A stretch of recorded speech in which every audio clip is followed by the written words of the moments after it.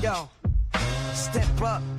Place best, this moment's ours. Summit up the mountain, feeling the powers. Counting gains, no shame in it to win it. Roll the dice, double down, life's a limit. Kings on this court, ruling the game from the top of the world. Calling my name, no hesitation, just celebration, it's sight. Raise the stakes, we're living for a hype. Yeah, hit the summit, best high, watch it grow. This the life it chose. Let the stakes flow. Yes, sir. And we are live. A full circle moment here. It's your boy, SV the Don, back again in a full circle moment here on a Friday evening, a first week of the NFL slate. And we are extremely happy and excited to be brought to you by our newest partner, the Built-in Buffalo Network. Thanks to Dave Myers and the team over there to get us live, where we intend to come to you every Friday evening during the NFL season, this being the inaugural show. We're here. We have some games live right now on the NFL slate. You have the Chiefs are playing over in, I believe it's Mexico City. So poo-poo on them. We hope that they get smashed. We could let the Bills get ahead a little bit here with a nice conference loss for the Chiefs. But I digress. Again, like I said, this is SV the Don. We are going to be coming to you weekly, and I am joined, as always, by my guy, my PIC partner in crime, Boston Mike. What the hell is up, my guy? Yo, what's up, everybody? How is it going out there? This is live Friday nights, Built-in Buffalo, and it is a full circle moment. We spent a lot of work last year kind of getting this refined and, to see it pay off a little bit and have some partnerships, falling in with Built-in Buffalo is very, very cool. So happy to be here. SV to Don, how are you? I'm good, man. I'm good. I suffered a leg injury. For those that you don't know, I was doing some moving. My condo in Clearwater Beach, from the hurricanes that wrecked it last fall. It's been almost a whole year. So I flew down to Clearwater on Sunday. I know, man, it happens. It's one of the bad things that happens when you live down in Florida. But went down. My parents met me down there, and they flew down, and we basically loaded up a U-Haul truck that I then drove from Clearwater up to Atlanta. And then the last 2 days, basically, I've been doing the move-in. So I will be here now full-time instead of kind of doing the half and half thing. But, yeah, I did. I was going down a step, and I missed a step. And so I did like the two-step down, and our stairs are kind of steep. They're like a foot. So I did all my weight on my right leg. And not quite something needed an MRI for one of our co-hosts, which we'll get to a little bit later. And we apologize. That's where we're a little bit late today, but we hope fashionable.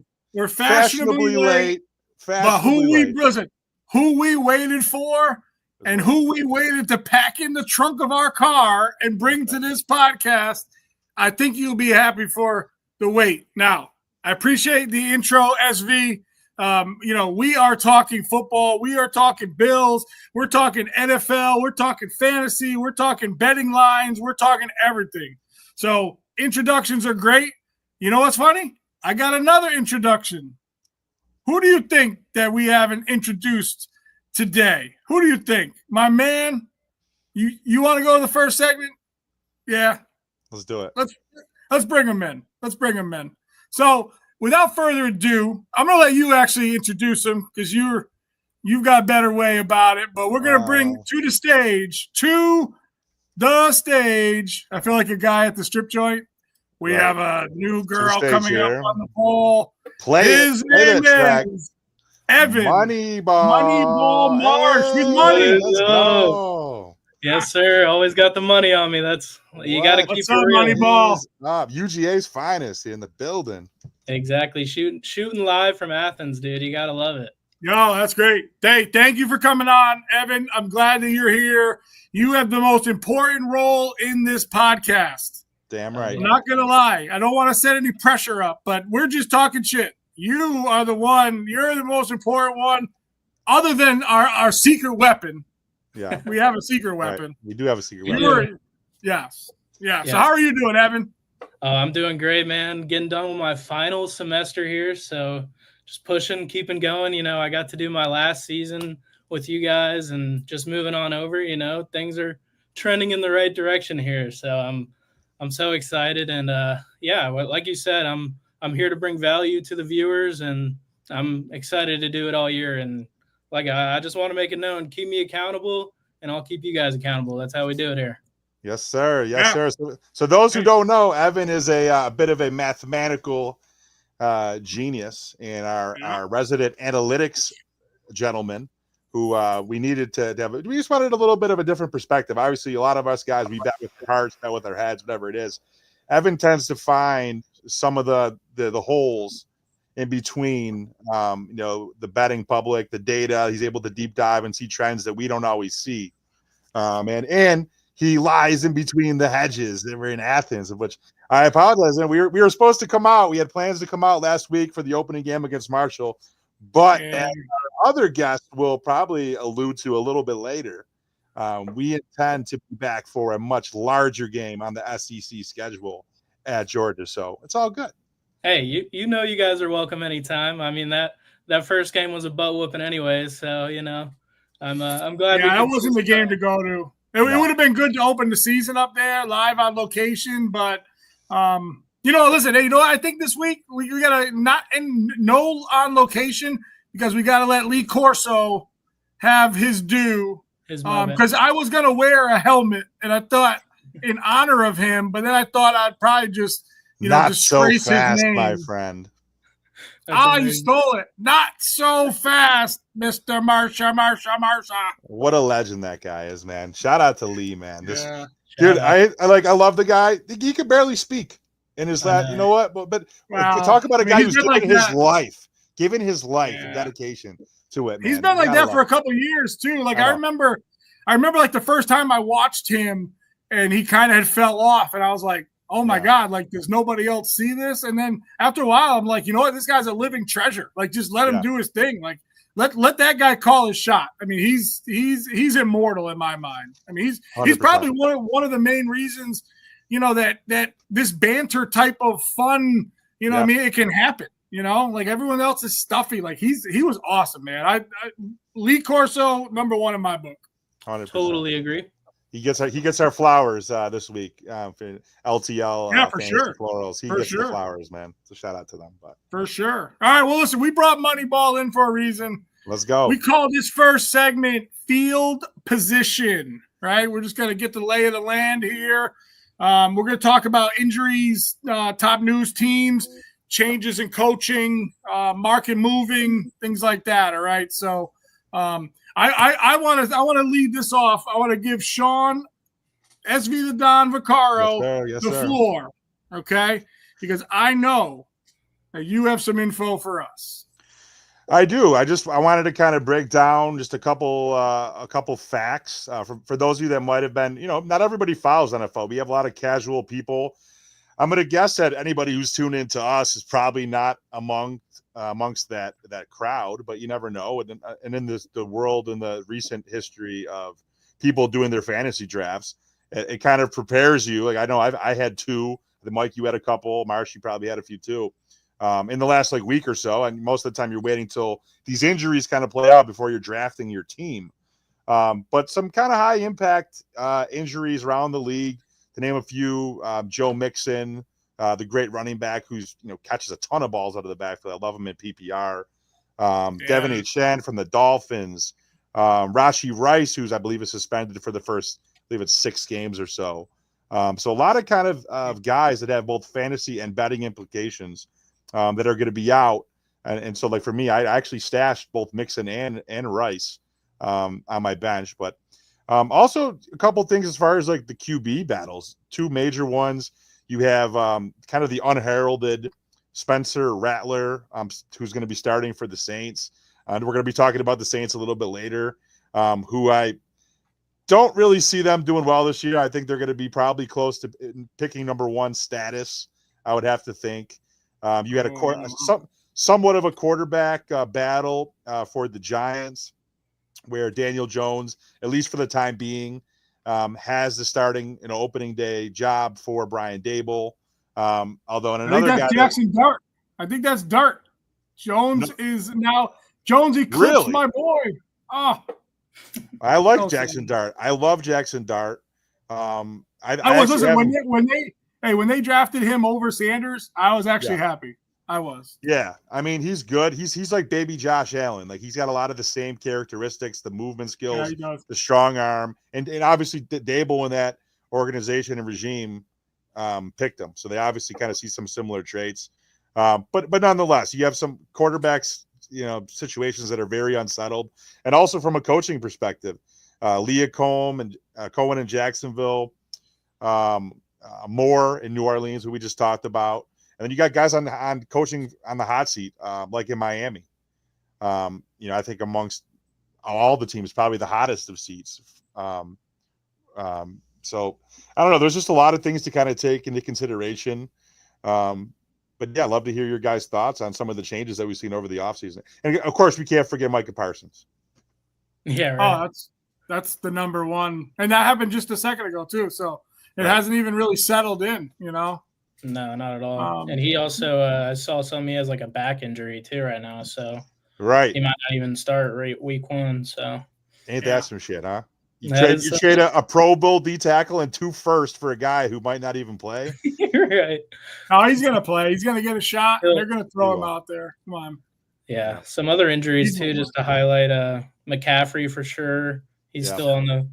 I know everybody picked him. What, 3rd in their leagues, 4th in their leagues? I got him as my number 2 running back, but yeah, you picked him high. It could very much end up like a replay of last year, which I'm sure most of you have already done all your drafts. I hope so, and it could have been a risky play there. Luckily, I avoided him, but it's been an interesting week 1 story already. Yeah, no, for sure. I mean, think about it. You got the Bucs wide receiver issues going on. McMillan. You talked about Mixon, right? I mean, is it Dameon Pierce? Is it Nick Chubb? Right? I mean, I love Nick Chubb. Yeah. I mean, I draft him every year. Reliable. Yeah. I think one of my greatest finds this year was Jerome Ford for the first few weeks. Oh my God! Can I tell that? It's a quick story. Quick story. So Mike and I, we do a team that we co-own together. We share the dues. So it's Todd Rogies. Shout out to Todd, best buddy down in Clearwater, top bartender at Shepherd's Club and Resort. Been going there for 10 years, if not more. I'm probably the only guy who's not actually a bartender in the Todd's Beach League, but nonetheless, Mike and I share that team. And like halfway through the draft, Mike and I I'm like FaceTiming, and when it's we were picked 12 in a 12-team league, so we had our back-to-back picks in the snake draft every 2 rounds or so, right? Mike's like, dude, TJ Ford, trust me. He's like, he's won me games in the past, and also I know Cleveland's running back situation is weird because their guy is had legal issues and he's holding out. I believe is until further notice. So so he's gonna start, man.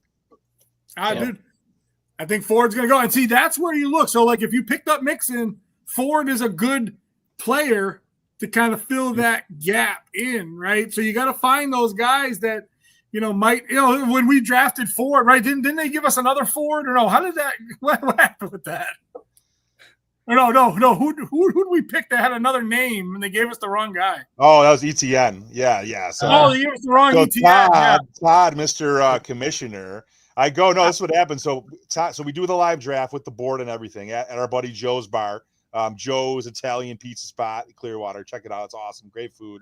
My parents love the antipasto salad, but I digress.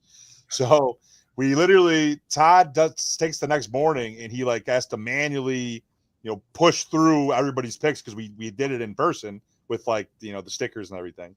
And all of a sudden I see Shane, who's like the shark of our league. Shout out to Shane. Picks up Travis Etienne off of waivers. I'm like, what the F?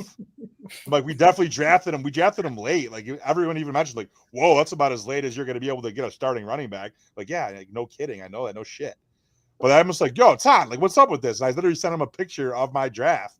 I'm like, yo, you gave me the wrong ETN. But anyway, so Todd made it good. But we do have the right ETN now. The other ETN's on Carolina. I don't know much about that guy.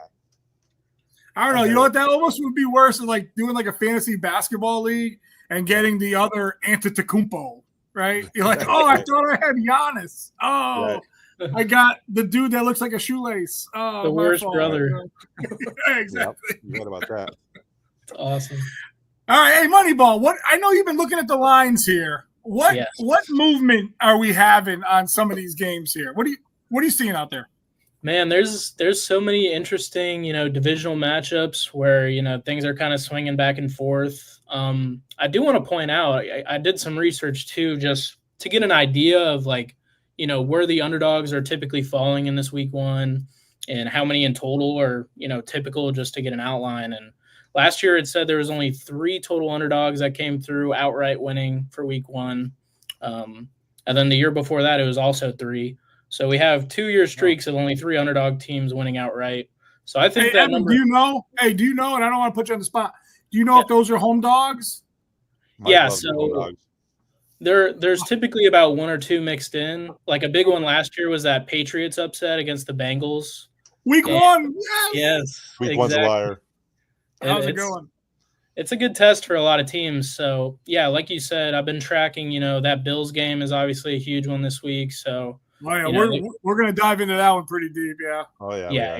Yeah, there's been a lot of movement there. I can say that. Probably the most I've seen out of any game because, it's switching back before you got the Bills at home, so you want to make them favorites. Yeah. But it's just such a crucial matchup. So, yeah, obviously that one's been moving around. Some other ones like the Falcons and Bucks, that one's also seen some decent movement. You can say there's movement all day, but the key here is to find the good movement. What is shifting their mindset versus what you actually think is going to happen in this game? And so that's essentially what I base it on. And when I see a team like the Falcons getting closer and closer to a division rivalry at home, those are just things that I mentally track off, and then we'll look at some other percentages. But I would say those 2 games, being division matchups, definitely stick out. Some other movements have been in the Saints game, this Denver matchup, where they're just the movement's almost unnecessary because they're such big favorites, but they'll still kind of trick your mind a little bit and make it seem like, oh, this plus 300 team maybe has a shot because now they're plus 265. Right. So they try and get you with some of those, but I can provide the tricky assistance. Vegas tricksters over there, man. They're tricky. We're too smart. Exactly. Hey, Moneyball. Let me ask you this: what did you think of last night's game? So, I mean, normally we're going to go through the Thursday night games already going to be played, right? So, What did you think about that Thursday night game before it was played, and did it play out the way you thought? What do you think? Yeah. This is why I love Boston Mike, guys, because this is a prime topic I wanted to discuss today to get right off of week one. This game is a prime example of a big favorite versus a heavy underdog. Week one, people don't know what's going to happen, but you still look online, and the resources that I track were heavily favoring the Eagles, obviously, but you're seeing a public shift of about 15-20% on the Cowboys, who are plus 300. That to me is a significant outlier of where the odds are set and how many people are putting their money on this team.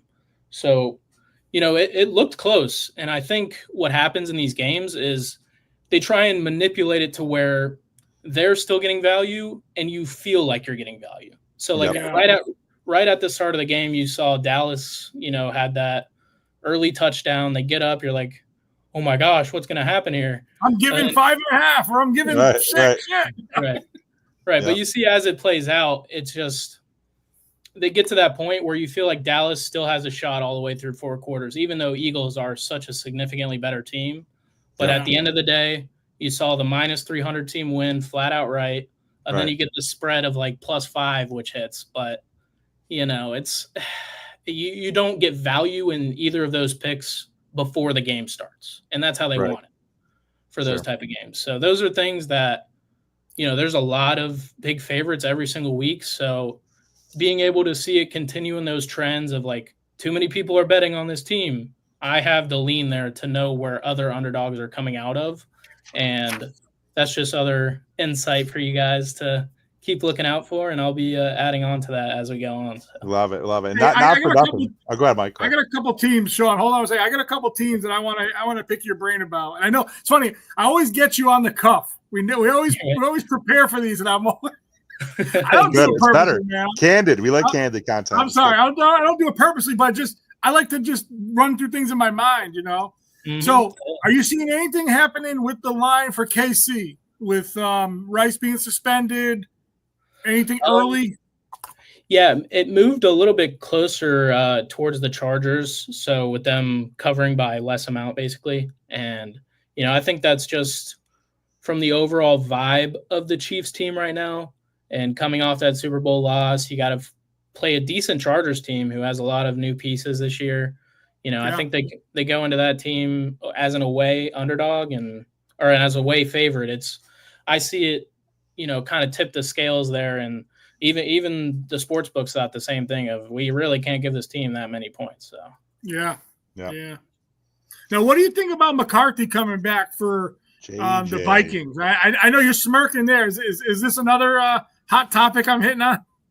Hey, man, the thing is, so many people in the NFL or any analyst really wants to be that person to predict a guy, but I'm the complete opposite. I like seeing what happens and then predicting. So, I'm not going to come in here and tell you week 1, J.J. McCarthy is the next Patty Mahomes, because none of us know that. We haven't seen any real product on the field yet. So they're in my mind a wild card team, and certainly one that, I believe they come in as a favorite actually for this week, which I thought was very interesting. But yeah, you can see how that plays out and then really make, a future assumption on it. But yeah, I would think, he's a better piece than what they've had. And I'm excited to see what him and Jay Jettis they can cook up over there. Dynamic. Are you thinking he's going to be better than Sam Darnold when you say that, or are you talking Keenum and the guys before that? It was a little bit more of a jab on Kirk for sure. Not like you can really take a huge chunk out on what Darnold did there, but I still think as far as accuracy goes and as far as being able to move the sticks, he definitely has that same skill set as Darnold does for sure, if not a little better. Yeah, and I know Sean, you're tracking Bucs receivers, right? Baker. Yeah. Oh man. So I had a couple of predictions. So shout out to our other kind of sister show, Step Brother Sports, hosted with my real life stepbrother Chris Maz. Yeah, we had some predictions. We had some of the guys from WGR on, Zach Jones and Derek Kramer earlier night this week. And one of the predictions I had, and we kind of picked the division winners for the Bucs specifically, and it's a team that's near and dear to my heart for living in Tampa for a long time, the Tampa Bay market. I love Baker, man. The receivers and the weapons that he has, I know they're a little banged up now, but he has Cade Otton. I think that the receiver they drafted out of Ohio State has a really good chance at running at Offensive Rookie of the Year, him and Tet McMillan in Carolina. I think that award comes out of the NFC South. Dude, I think Baker Mayfield's going to approach 5,000 yards passing this year, man. I wouldn't be surprised at all. He's a gunslinger. They like to throw the ball over there, and they have a ton of weapons. They still got Mike Evans. And they got a ton of guys to throw to. Dude, Mike Evans is, and it's funny. You think of Mike Evans like 2014 Mike Evans. He's almost just as good. Like he hasn't. That guy's amazing. I got a notes for the end zone, bro. Like he's good for 8+ touchdowns every year, like regardless of what he does in the middle of the field. Yeah. Dude, the Mike Evans talk in general. I know he's a Hall of Famer, but can this guy just get some more love? I mean, how many years does he have to produce over 1,000 yards with just most ever, right? Fantasy value. I drafted him this year myself. I drafted him in Puka Nacua. I mean, I know those two guys are going to give me points, so why not? Well, Didn't we watch the last game that Mike Evans was in? They put him in for an extra play. He got that catch, right? Did the yards.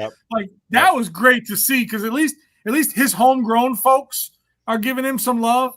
And it's a tough, dude. Tampa Bay is kind of tough. Like, if you're an AFC East fan, are you really thinking of Tampa? The only time I thought of Tampa, maybe a couple times. Number one was Warren Sapp and Derek Brooks and Mike Allstott and those guys, Warwick Dunn. I mean, that team was awesome. Yep. And then maybe the Brady Gronk years. I don't know. Evans was great, but Tommy Kane won him a ring and. I mean, I don't know. Those are kind of my two Buccaneer memories, right? Is anybody ever? I mean, who's rooting for the Bucs this year if you don't live in Tampa? I like them. I like them to come out of the NFC. You've lived in Tampa. Well, yeah, I mean that's true. Like, there's a local team that I like, but I'm just saying I respect their game. I think two of the it's hard to say unheralded teams. That's not true. Like obviously, I expect to see Philly, Washington, but the other teams I like to come out of the NFC that are kind of more the, I guess, the sneakier teams. Not that they're not sneaky, but the Rams and the Tampa Bay Bucks. Those are like my four teams that I like the best in the NFC this year. Yeah. Well, listen, don't give all your predictions away. Sure. I think that pretty much covers field position here. Got to pay some bills, Boston Mike, eh? I need to pay some bills. Yes, we are fortunate to have some sponsors, and I'd like to introduce you to one of them right now. Cruise Planners by Amy Perrin, locally here in Lancaster, New York. She's been helping travelers for 20 years. Her clients experience unforgettable custom itineraries, all-inclusive escapes, cruises, much more. Don't let the company name fool you, folks. She is more than just cruises. She does half land, half cruises. She is our full-time show sponsor. I'd like to give her some love. We got to give a little bit of an applause here. Aaron, visit her, cruisetheworldvacations.com, 716-458-0755. Tell her Boston Mike sent you. All right. Now, a minor setback for a major comeback. No matter the detours, obstacles still exist. But what really is it? Is it the countless hours of waits? Or the fear of not being good enough? Or merely the haters that use every ounce of their power to see you fail?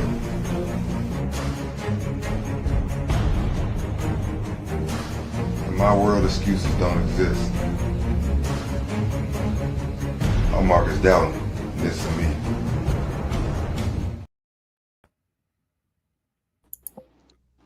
oh, man. Got goosebumps, dog. It's got goosebumps. I'm hyped. I'm ready. Oh, Get me in the game. if you're a Buffalo fan, if you're a Jets fan, if you're a Seahawks fan, Giants fan, you will know our surprise special guest for the whole season. Not just a night, not just one episode segment. We have Marcus committed all year long. Buffalo fans, give it up. Give it up for the Man, it's an hybrid. honor to be here, man. I appreciate the opportunity. It's great to be here with SV. We got Moneyball and Big Mike. Get ready this season, man. Get ready. Congratulations to everybody who has the opportunity to view this, because we will have prime picks. We will have great opportunities. We will have great information for the Bills Mafia and Buffalo community. Internationally, actually. I love it. I love it. And just Sean, give a little background of you and Marcus. How'd you guys meet? Yeah. Actually, I got to tell the story at MafiaCon earlier in the summer. So it was back. So I want to say it's circa 2014-ish. I don't know the exact year, but I can give you some reference. So back when the Bills had Mike Patton came over as the D coordinator, he was with the Jets. Came over to work in a similar role under ex-head coach Rex Ryan when he was the Bills head coach. And the one guy that Mike Patton brought over from his defense was the hybrid, the linebacker safety tweener with the high-end athleticism to kind of play both positions and kind of be that rover, making tackles. He can cover tight ends. The first guy to do that, to my knowledge, was this man that I happen to be on Chippewa. And I told this story. Again, you can go back to the episode at Step Brother Sports with Mookie Hawkins from Mufo Sports. Two people in the bar that day. I asked this gentleman, I saw him. He just looked like a cool dude. I was like, hey, man, you want to do a shot with me? We're here, like just the two of us. You know, that's what people in Buffalo do. You extend, that olive branch, and it's a city of good neighbors for a reason. And lo and behold, the gentleman that day that I bought a shot for was the hybrid. It happened to tell me he just got signed by the Bills earlier that week. and we became fast friends and been boys for damn near a decade now.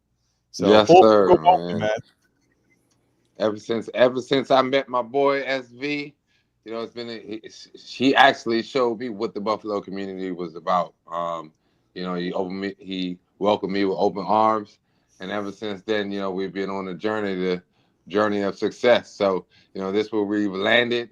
Like he mentioned, our guy Mookie Hawkins, and SV continues to bring great collaborations to the table, like Moneyball and Big Mike. So we're here. Right. We're ready to get started, and I'm excited about this season, man. It actually feels like I'm playing the game because I am playing, okay? And I got a great team with me.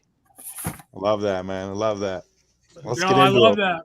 So everybody knows this segment we're going to do is a conference dive. We're going to start with the AFC. We're going to start the East. Obviously, we all have some, ties to the East. We'll start there, and then we'll go down the AFC, take a little break, and we'll come back. We'll do the NFC. Let's dive right in. So basically, what we're going to talk about today in this is, teams, strength of schedules, current win totals. We're going to predict over/under, yearly wins, key roster changes, coaching changes. We're going to have Moneyball come in, give us some things, changing lines and things that we should look out for betting. But we're going to stick AFC. We're going to start in the East of the AFC. I don't think we could start anywhere else. I mean, we're really right. We all have a little bit of Buffalo in us, right? I've lived here for 20 years. Boston Mike is from Providence in Rhode Island. Shout out to all the Rhode Island peeps out there. Now, public service announcement. Be nice to people from Rhode Island because you never know when you're going to meet another one, right? There's not many. Not many Mike's the only one I've ever met. I can attest to this. This is true. I am usually the first Rhode Islander. And then they look at me and they're like, holy shit, is everyone from Rhode Island like you? And I go, no, they're not as cool as me. But then it goes downhill there because, I'm just a joker, everybody. So, all right. So listen, let's get into Bills. And I figured that we would start with the only person on our roster that actually played for the Bills. And I will tell you this, Google Mr. Doughton. Mr. Doughton has a Madden rating. He does. All right, just so you guys all know, If you don't have a Madden rating, you ain't shit. Okay, that's right. My man, Mark, the hybrid. I'm not gonna say what the rating is, but he has one. Highly athletic, if I remember. His athletic scores were very high. Oh yeah, off the charts. There's a lot more graphics nowadays. There's a lot more that goes into the game. So I know definitely my rating has to be increased if I'm there. If I'm there today, for sure. Oh yeah, for sure. Now let me ask you this, Marcus: do they have better graphics now, or is your hybrid logo the best graphic you've seen this week? Well, actually, I told you, Big Mike, it's my first time even seeing this type of stuff. I'm excited to see it. I'm excited about our team and what they're going to bring to the table in terms of digital and the graphics. I mean, it's going to get hectic this season. Oh, yeah. Yeah, listen, last year we did pretty much audio only. It was fun. It was kind of lax, though. We didn't really have anything to, kind of worry about. We just talked some stuff, and, now we're – kind of give us some visuals. Right. Yeah. We can I will have my visuals up next segment. Don't worry, ladies and gents, particularly the ladies. Oh, yes, sir. We got some ops in here. All right. We all right. All right. So, Marcus, let's start with the Bills. Their win total right now, the last I saw, was 11.5. Is that too aggressive for a contender? Well, to be honest with you, Big Mike, let's go ahead and get the elephant out the room, okay? This segment, this show, okay, we're Buffalo friendly, okay? That's our community, Bills Mafia. Me from the start, I'm always going to be biased when we start there. So let's get that out of the way to the audience, okay? Don't. No worries. Okay. So, but in terms of what they will accomplish, not only in this game but this season. I mean, I have high hopes for our team. I think that we have I don't think that's too high of a margin. Like I said, I'm a little biased in this one, but for it to be week one, I think it's going to be a great opportunity for those boys to get a head start on them. So I'm all for it. Yeah. Well, I can tell you, Vegas is going over. I think I saw their line's like 11.6, right? So they're over 11.5. Marshall, what do you think, buddy? Yeah, I totally agree. I mean, there's 16 total games in a year, so 18 now, 18. Yeah, 17. Yeah. 17 with the bye week, so 18 weeks. Yeah, that's right. Yeah, 18 weeks.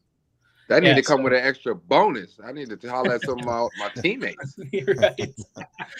Oh my gosh. Yeah, no, but I think that number is quite likely for them this year to hit the over. They're favored in every game, I believe, is what I've been hearing. So yeah. Until the undefeated Patriots right come to Orchard Park. Sure. Boston. Hey, come on, man. I'm a homer. Whatever. Listen, I've lived in Buffalo for almost 20 more years. Wow. Close to it now. I might have lived in Buffalo longer than I lived in Providence. So my heart is torn. My house is definitely split. I root for the Patriots every game, and then I root for the Bills every game that they don't play the Patriots. So that's it. Right. So I'm a Bills fan. I got a Paul Pusluzny jersey. You do. That I wear, right? Yep. Penn State boy, linebacker. Wow. You got it? Yep. That's a great one right there. Now, you didn't play with Paulie P, did you, Marcus? No, I did not, but I definitely admired his game. Hey, linebacker, him and LeVar Arrington were probably my two favorite. Not the most athletic linebacker. I got a quick story for you since you mentioned LeVar Arrington. LeVar Arrington. He's from the town, right? He's from the town. Yeah, LeVar Arrington growing up, right? That was I would say 2 houses down from me was his parents. That's where his parents lived. Yes. So growing up, seeing my older brother go to the local high school, which was Frederick Douglass High School, I had an opportunity to Sean Merman also. I'm not sure if you guys are familiar. He was he played for the Bills. He's a heavy hitter. Yes, sir. That's a heavy hitter. Yeah, so that's kind of one of the guys who started, one of the guys who I admired in my young career growing up, seeing Sean Merman at the local high school, Frederick Douglass, on my brother's football team at a young age, and then given a chance to see LeVar Arrington, who would show up to the school in support of the school, not only the school, but in support of Sean Merman, kind of helping him get through the process and make it to the next level. So it was definitely an opportunity for myself to not only be close in proximity to greatness like that, but get a chance to kind of feel, taste, and touch it early on. So that's just a quick story about LeVar Arrington. Shout out to LeVar, and his parents and his family. Hopefully everything is going well. He has a son at Penn State also at that's Mike's school. Yeah, he's doing pretty good. Loves Penn State. He's also doing pretty good. I love a good whiteout game. Yeah. Yes, sir. I do. And Marcus, we might have to get LeVar on an episode in the coming weeks this year, maybe. Exactly, or try to get his son on here, to get some answers, to get some advice on. There we go. How things are going. Love that. All right, well, listen, I got to give you some weird news here. Officially, the Bills are 32-1 in week 1 games, but they've won 4 of their last 5. I know we're going to get into this pick later, but what do we think of this Baltimore game? Can I take this one quick? So sure. So I gotta be, and like I said, you know me, you see me. Obviously, I'm with the squad. Born and raised in Buffalo, even though I'm not there anymore. I still travel quite a bit, but I'll tell you this: I'm all on the over 11.5 for the season. I think that the Bills are going to be in contention and are a contender to win the Super Bowl and definitely get to the Super Bowl, and if not, at least the AFC Championship. And I think they're going to be in the battle for that number 1 seed all year. And I think that this first game against Baltimore is a very crucial game in figuring that out for seeding. With that being said, I like the Bills. We'll talk about later getting points in this game, but I have a gut feeling that this is going to be the Zay Flowers game, and I think that the Ravens might pull it out. But that shouldn't be indicative of how the Bills season is going to play out. As they always say, and I mentioned it earlier, week 1 is a liar. Baltimore has every reason, vengeance on their mind to win this game after Buffalo took them out and ended their season last year. So keep that in the back of their mind. I know the Bills, like Mike said, have been very good in opening games. But if they do lose this game, it's not a big deal. They're going to bounce back. And you know what? That might humble them. We've had certain seasons, if you think back, Bills fans, seasons where they have a cupcake schedule. They might get out to 4-5-1, 5-0 records and play a real team and get smoked. That's all right if they lose the first game. It's not the end of the world, and I think it might actually be better in the long run if it were to happen. So I'm just going to put that out there. What are you thinking, Marsh? Are you on the over? Yeah, for sure. I definitely like that over. And I mean, for this matchup, I think a lot of, what happened last year is going to occur again. We're on the Bills that game. I think obviously it'll be close. I just think, in these games, having the home advantage, I think we're coming in hot, and it'll be a gunshot, but I think, we'll pull it out.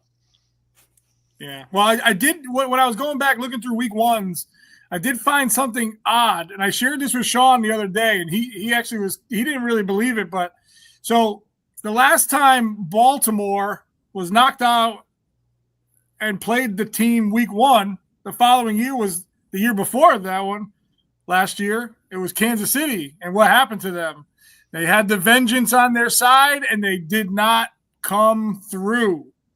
Kansas City won that game, right? So I think that could happen again, man. This is all emotion, right? These guys, that's true. If they lose to the Bills this week, I think this. Here's what I think. I think the Bills can lose this game and have confidence. They've beaten Baltimore before. If they see them again, it is what it is. That goes into my logic too, Mike. That goes into my logic. What I'm saying, dude. Baltimore is going to be desperate.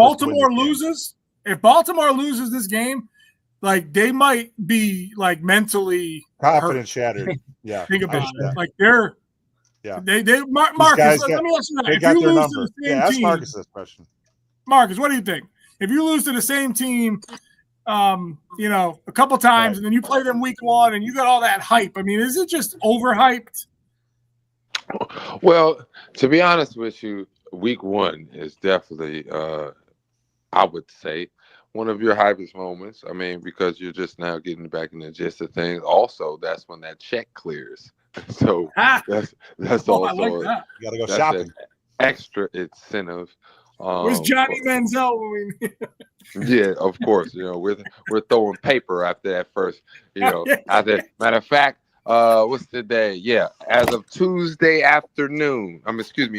morning, those guys were compensated very well.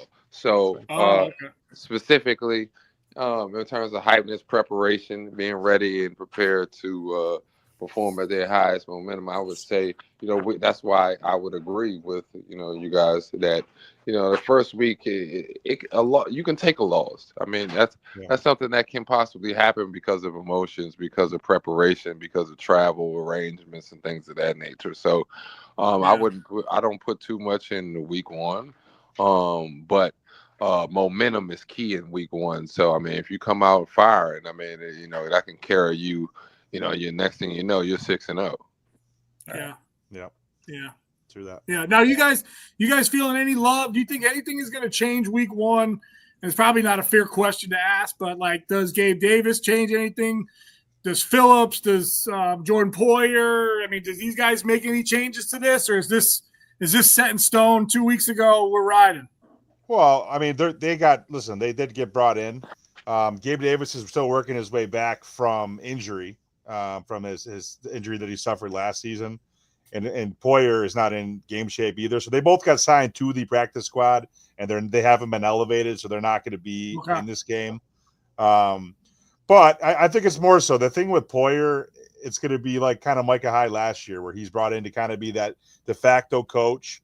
Out of the two of them, Gabe Davis and Poyer, I think, definitely Gabe Davis has a much better chance. I mean, just purely because of his age and athleticism, despite where they might be weaker in the secondary compared to the receiver position.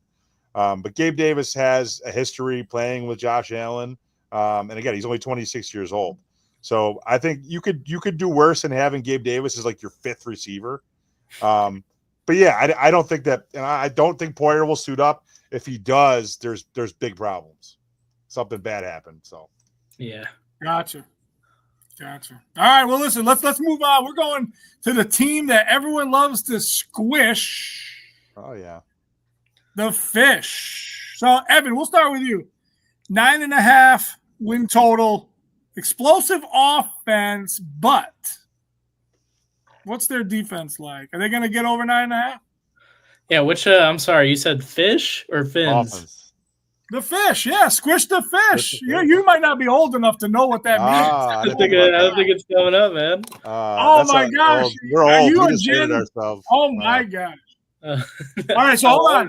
So when we all back in the day wanted to beat the Dolphins, we all said squish the Fish. Right, and if you're old enough, so the Buffalo News would come out on like a page in their sports section with whatever team that we were playing. It would be like a poster that people would cut out and hang up, and it would say "Squish the Fish" or whatever, something with the Jets, whatever it is. That's what they did. So I love hearing. Yeah, listen, don't hit us with any ageism, okay? We're showing our age, but you know what? With age comes experience. Lay off Moneyball, my man. Lay off Moneyball. Lay off me, guys. I'm young, but we take all the knowledge. Yeah, he's coming with that young sauce. Okay, he got a few things up his sleeve that he gonna be checking our IDs. Yeah. He's got me cooking over here. I love it. But I love it. I love it. I think that's high for the Dolphins this year. I think their division is tough, so you got to play the most games in your division. So I always start there. Yep. And even after that, I'm not big on Tua. Very high injury-prone history. So not a guy I'm going to sit here and say could even stay healthy for 10 games.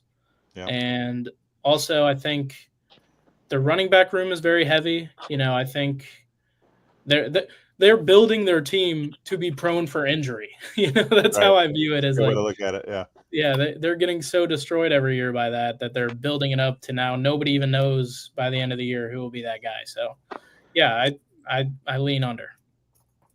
I'm just gonna check that too because that seems really high. I might have fat fingered that one, man. I'm not too because that's high. There's no. I feel like 8.5 would be. Yeah, more in that range. 6.1. I'm sorry, I fat fingered that one. I'm sorry. Oh, what is it really? 8.5? 6. No, it's 6. Wow. Okay. Yeah, I definitely went under 9.5. Shit. Yeah. See, for them, that's a team I would really want to see just the full schedule and kind of piece it out. But yeah, I'm like my whole purpose here is the numbers. So if I'm looking at it and the week by week play out for the Dolphins, I think is a team where you're not really going to know right away who's winning a matchup. So I think that's where it kind of plays into their favor a little bit for the over there, but not by a huge margin at all. So that's the 6 and 8, could be right in between there. Yeah. And now I'm questioning. Love under 9.5. I mean, I would. I would smack. I would bet my mortgage payment on it if I had one. But yeah, I think they're probably right around a 7-win team. The thing is like they're with the coach with Dead Man Walking, man. Like, what's his name? McDaniel, right? Yeah, he's a cool guy. Did you see here's the thing, like Poyer came out when Poyer just came back, and Poyer talked about like the culture. Like the Bills have a culture. Mark is going to attest to that, but it's even so much more like deeper with the current coaching staff and regime. That just like everyone, like all the older players have come back to Buffalo, that they're willing to just sit on the practice squad. Granted, I understand that maybe they don't have other like legitimate job offers on the table, but these guys want to come back to just be immersed in the culture and the family atmosphere and the fandom, and they want to win a ring, and it's a real possibility to do that. I think Miami is a complete completely different culture, like on the opposite end of the spectrum, with a coach that's walking on eggshells, who could be fired, if they don't have a good start this year. It just seems like a bad kind of toxic locker room and situation. So I could see them being like a 7-win team, honestly. I think that's right about where they should be. Dude, it's funny. I'm looking at ESPN right now. They got them at 8.5. I'll take the under on that then. Taking the under. Well, I'm going to give the inside. It's a shit show. Okay. There you go. I'm going to tell you this. One thing about it, okay, is Shawnee V, check in the back in the Bills locker room. You're there right now. Okay, right. Check and go find some bullshit, and then let me know when you catch it. Okay, because when things go on in the locker room, that it spreads quickly. Okay, and for some of the things that have been aired in the public. For this team in general, with it being week 1, and that's kind of those things. Yes, you can afford a loss, but some things off the field and or just in the media in general, when you're starting off a season, they can affect, just preparation for teams. So I think that the Dolphins are definitely dealing with a difficult time, like you said, Mike and Shawnee V, that. It's a lot of different things going on that come into play with the head coach. And he's about the age of the players. So, it's a lot of things that need to be worked out on and off the field, which I think will take a serious effect on those players that are currently there now, initially in the beginning of the season. So, and I pray this shit show, gets cleaned up very soon, because I do, have some, I do have some reverence for the Dolphins, because I really think they have the atmosphere of what an NFL team needs in terms of entertainment wise to be successful. It kind of reminds me of the Cowboys back in the day in terms of the entertainment value and the marketing aspect of what they can do now. What they can do and what they will do of two different things, of course. Right. And the cheerleaders, both Cowboys and Dolphins cheerleaders. Yes, sir. Is that how we're feeling? Dolphins under? Yeah, for sure. Right. Well, listen, you can't win the AFC East going away if you say that the other teams are going to be good because you play them twice. So are you homer picking or no? Come on. No, that team's dysfunctional. Like, I have other thoughts about the other two teams we're going to talk about in a second that are trending upwards. Miami is not trending upwards. No, they were hot a couple of years ago. They were that, Tyreek Hill, Jalen Waddle, they were ready to go, man. Mostert looked great that year. Like, just, even A-Chain looked good last year too. I'm not sold on Tua. I don't know. I mean, it's just, of all the quarterbacks out there, I probably, dislike him the most. And then nothing to do with him personally. He's made of glass, man. It is what it is. Yeah, I don't know. It's tough. I mean, it's his frame. I mean, guys, we put him. If we dress him up in a regular outfit and stand him outside and take his name tag off, he's a guy. We would know that's Tua. Okay, so I mean, he's getting hit by 6'8", 6'5". They're coming across his top. He's getting hit by hybrids. He's going unconscious on the field. Like, he's done, bro. Yeah, what they need to do is they might need to relinquish some of his pay. And add a few more O linemen to the spectrum, because he's going to need it. Yeah, well said. Yeah, I've been asking where that was for that team for years. Where's the protection for that man? Beating dummy. And what was that game where they almost broke, I think, the NFL record for the most scoring in a single game? I think that was that was the peak of their hype. Yeah, something insane, and then. Just track me, bro. Track meet offense. Like, I know. The receivers, the running backs, they were just so good, just running up and down the field. Yeah, their motto should just be low floor, high ceiling. Yeah. Yeah. Well, all right, let's talk about a team that's trying to protect their quarterback, right? I mean, it's funny, right? You go through, we talked about the Patriots beating the Bengals last year, week 1, right? How many wins did they have total? That was one of them. And then we win bookending on, the last week against the Bills. Our coach gets fired. Instead of getting the number 1 pick, we get the number 4 pick, which, hey, man, I liked Abdul Carter. I was kind of sad he didn't come to the Pats, but you know what? We got Will Campbell, right? What do you guys think of the Pats? The Pats right now, I'm looking about 8.5. Over, under. What do you think of, Shawnee? Over. I like over. I mean, first of all, you probably get. There you go. Thank you. I'm just saying, and this is not me trying to suck up to you at all. It's just that I think the thing that you get with Vrabel, right? Vrabel's back. Oh yeah. Okay, and then they also brought in what's his face at OC, correct? Josh McDaniels. Okay, what you're doing is you're bringing in guys that are McDaniels is definitely going to level up the offense to be competent, and it's going to help as a kind of a whisper. He's going to help Drake May develop. Diggs, I don't think he's washed up. He's still a good player, but he's going to be a great friend and get open. Probably play out of the slot this late in his career now. He's going to have some legitimate targets to throw the ball to. The guy's got a crazy amount of talent. In Drake May. And when you get as Vrabel, you get that factor like we saw with like the Titans and other stops along the way, where he just raises the floor kind of to take in what Evan said.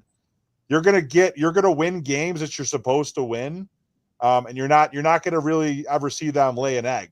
So you're gonna win a decent amount of games. You're gonna beat the teams that you should beat, and Vrabel probably buys you extra 1 to 2 wins in a season just based on his level of coaching. Is it elite? No, but it's very solid. I kind of put him on par, maybe just slightly under like a Sean McDermott, where he's going to make sure that your guys are playing as hard as they can and run through a wall for you. He's just not going to scheme things up necessarily to win games. But I think when you say that, to get the 9 wins doesn't seem that unrealistic to me, especially when you're going to play the Dolphins and the Jets and some weaker teams. As one of the weaker teams in the division, you have a weaker schedule overall. Yeah. Right. I mean, listen, I think 8.5 is a good number, right? If you told me as a Pats fan that we were going to win 8 or 9 games Vrabel's first year, I would be happy with that, I guess. I mean, look at where we've been the last couple of years, right? Stabilizing. He's a stabilizer. That's what he's going to do. He's maybe, I think there's going to be a mental toughness to this team that – I you'll don't win think games. You will win games with that. You will beat the Dolphins as a mentally tough team. Oh yeah, 100%. You know what I mean? 100%. Do we split with the Bills? It's possible. Now,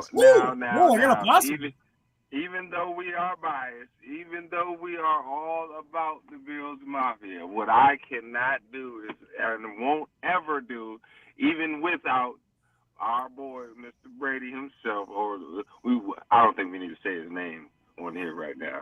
But anyway, what I will say is this. Their program, the Pats program, has been set in stone, okay? So they're, collectively, from the water boy, collectively, I think the Pats starting off initially, and I believe you, if you do a little bit of history on that team, you'll be able to see that they normally start the season very well, and they do that because they're a year-round program. It's kind of similar. I'm glad you guys brought that, to the public's attention of how the community and the Bills Mafia has developed and has always been. In terms of their preparation, their fandom, everything surrounding the program, which makes, as the years go on, which makes the Bills an even stronger team, an even stronger program, which, as you see, is reflected within the season, from our starts to our finish. Blue-collar team, always willing to do the dirty work. So I will not count the Pats out, in the start of the season and or the finish. So I cannot, even though, like I said, I will continue to be biased, I will never count the Pats out. I will never count them out, and I will always speak on their behalf in terms of preparation. Yo, squish the fish. I saw that. It's awesome. Whoever gave us that my great. apologies. Thank You know, you. I dropped the ball. But yeah, continue. I know. Just so you guys know, we have just under a shade of 1,000 people watching currently live. Please feel free to comment, and we will get to your comments if you have any questions about anything that we're talking about, Bills or other related NFL at large. Please.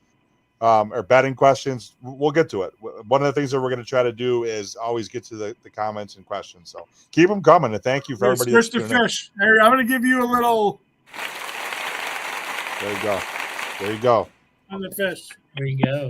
All right, so now you lay off my boy Moneyball Bro. Okay, I like that. Moneyball's got a fan already. He's got protectors on here, man. Yes, sir. I love it. Thank you very much. So let me ask you this: do the Jets? Do we like Justin Fields? Ooh, I'm gonna tell you right now. That's a Marcus question right here. I wanted Justin Fields on the Patriots so damn bad, but they took. All right, he was taken. Sucks, but Boston Mike, I'm your biggest fan. Oh, thank you so much. Give some love out. Yeah, I'll give you. Here's a laugh for that one. I love the show. Here we go. There we go. There we go. All right. No, anyway, all right. So we're on the Jets, right? Think about this, right? The Jets, who they play week 1, right? The Steelers? It's the Steelers. Kind of an intriguing matchup, right? It is. Rodgers. I want to hear, like, Marcus has played against a lot of these guys, whether it be college or pros or otherwise. The one thing that was interesting about Justin Fields is, like, when we were doing our fantasy drafts, I can't believe, like, how high Justin Fields is ranked in the quarterback position. Like, he rushes. He's a rushing quarterback. I know, but he was, like, ranked ahead of a lot of other guys like JJ McCarthy and, like, some people that I'm surprised that he was ranked like 15th overall in terms of fantasy going into the season. Like, I drafted him to be my backup quarterback just because of how high he was. He was the top guy remaining on the list of guys. So I was surprised, man.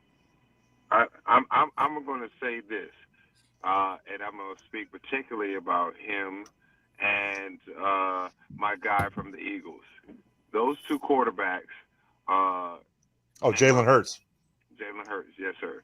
Yeah. Those two quarterbacks, even though there has been a spat between Cam Newton and Mr. Hurts, those Fields and Hurts, I would consider similar style quarterbacks. I would consider similar style journeys in terms of course into where they are today. I believe Justin Fields, if not this season, once he receives the perfect opportunity with the team around him, I think we're going to see something similar to what Jalen Hurts has done. I'm going to say that because if you trace Fields' career back to college and, even while he was at the University of Georgia, his whole career has been about proving himself and when he's given the opportunity. So I got high hopes for that guy. I think I won't say he is the guy, but I do know he has a great ability and great talent. One other quick thing, Marcus, to Marcus's point, man, he's back with his boy from the Ohio State, bro. He's got Garrett Wilson that he's going to be throwing the ball to. That is a big factor. G-Dub, he got G-Dub. Yeah, man. That's big. That's big. Familiarity. He knows the guy. Everything I hear from, from behind the scenes about that kid is, in terms of poise, in terms of just dedication to being the best. I've heard great things about him. So, I think, like I said, I think he has, you see what they did during the off season, you know what I'm saying, in terms of the Jets. You see what they are trying to do in terms of leadership. So I think a few more pieces added to that puzzle, we might see something exciting. Oh yeah, and I also want to mention. Oh, we moving on. I'm sorry. No, I want you because I want you to know that right now the Jets are 5.5 win total. Oh, that's got to be higher. Wait. Yeah, it seems low when you hear it, but in my mind, they're that could be a hook line where they just get right to 5. Right to 5. That seems That like with the win totals for the whole year, man. Like they calculate it so specifically and just run these constant simulations for these games, and like, I mean, I would think that's definitely one of those where you look at it, you're like, it's the like they have the weapons, but the 5.5, I think it's set there for a reason, and I do like Fields. You know, I actually personally have some long history with Fields and Trevor Lawrence growing up in high school in Paulding County, Georgia.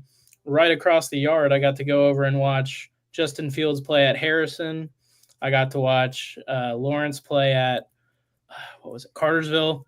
And so these two guys I've seen play for so long, and they're kind of both in the same boat of like, what's going to come out of these guys? But I can tell you, seeing them in person at such a young age, these guys have all the talent in the world. I mean, I watched Fields go win a state title because my ex actually went to that school, and so I got to see it in person. And you know, I've been tracking his career for Ohio State, Georgia, you know, the longest time. So I've been waiting for that breakout, and I think it does. He's such a unique player that you really do have to take all your resources and build around that to maximize it. And these teams that are picking him up haven't really been doing that. So now I like the transition of a brand new start. You got a Jets team that really has nothing to lose. I mean, you ask yourself, what is this team? I'm only 20 years old, and I can't even think of a time that this team has ever been good. So invest in a younger guy and see what comes out of it, you know? I love Breece Hall. Yeah, we drafted Breece Hall. We got Breece Hall. I forgot about that.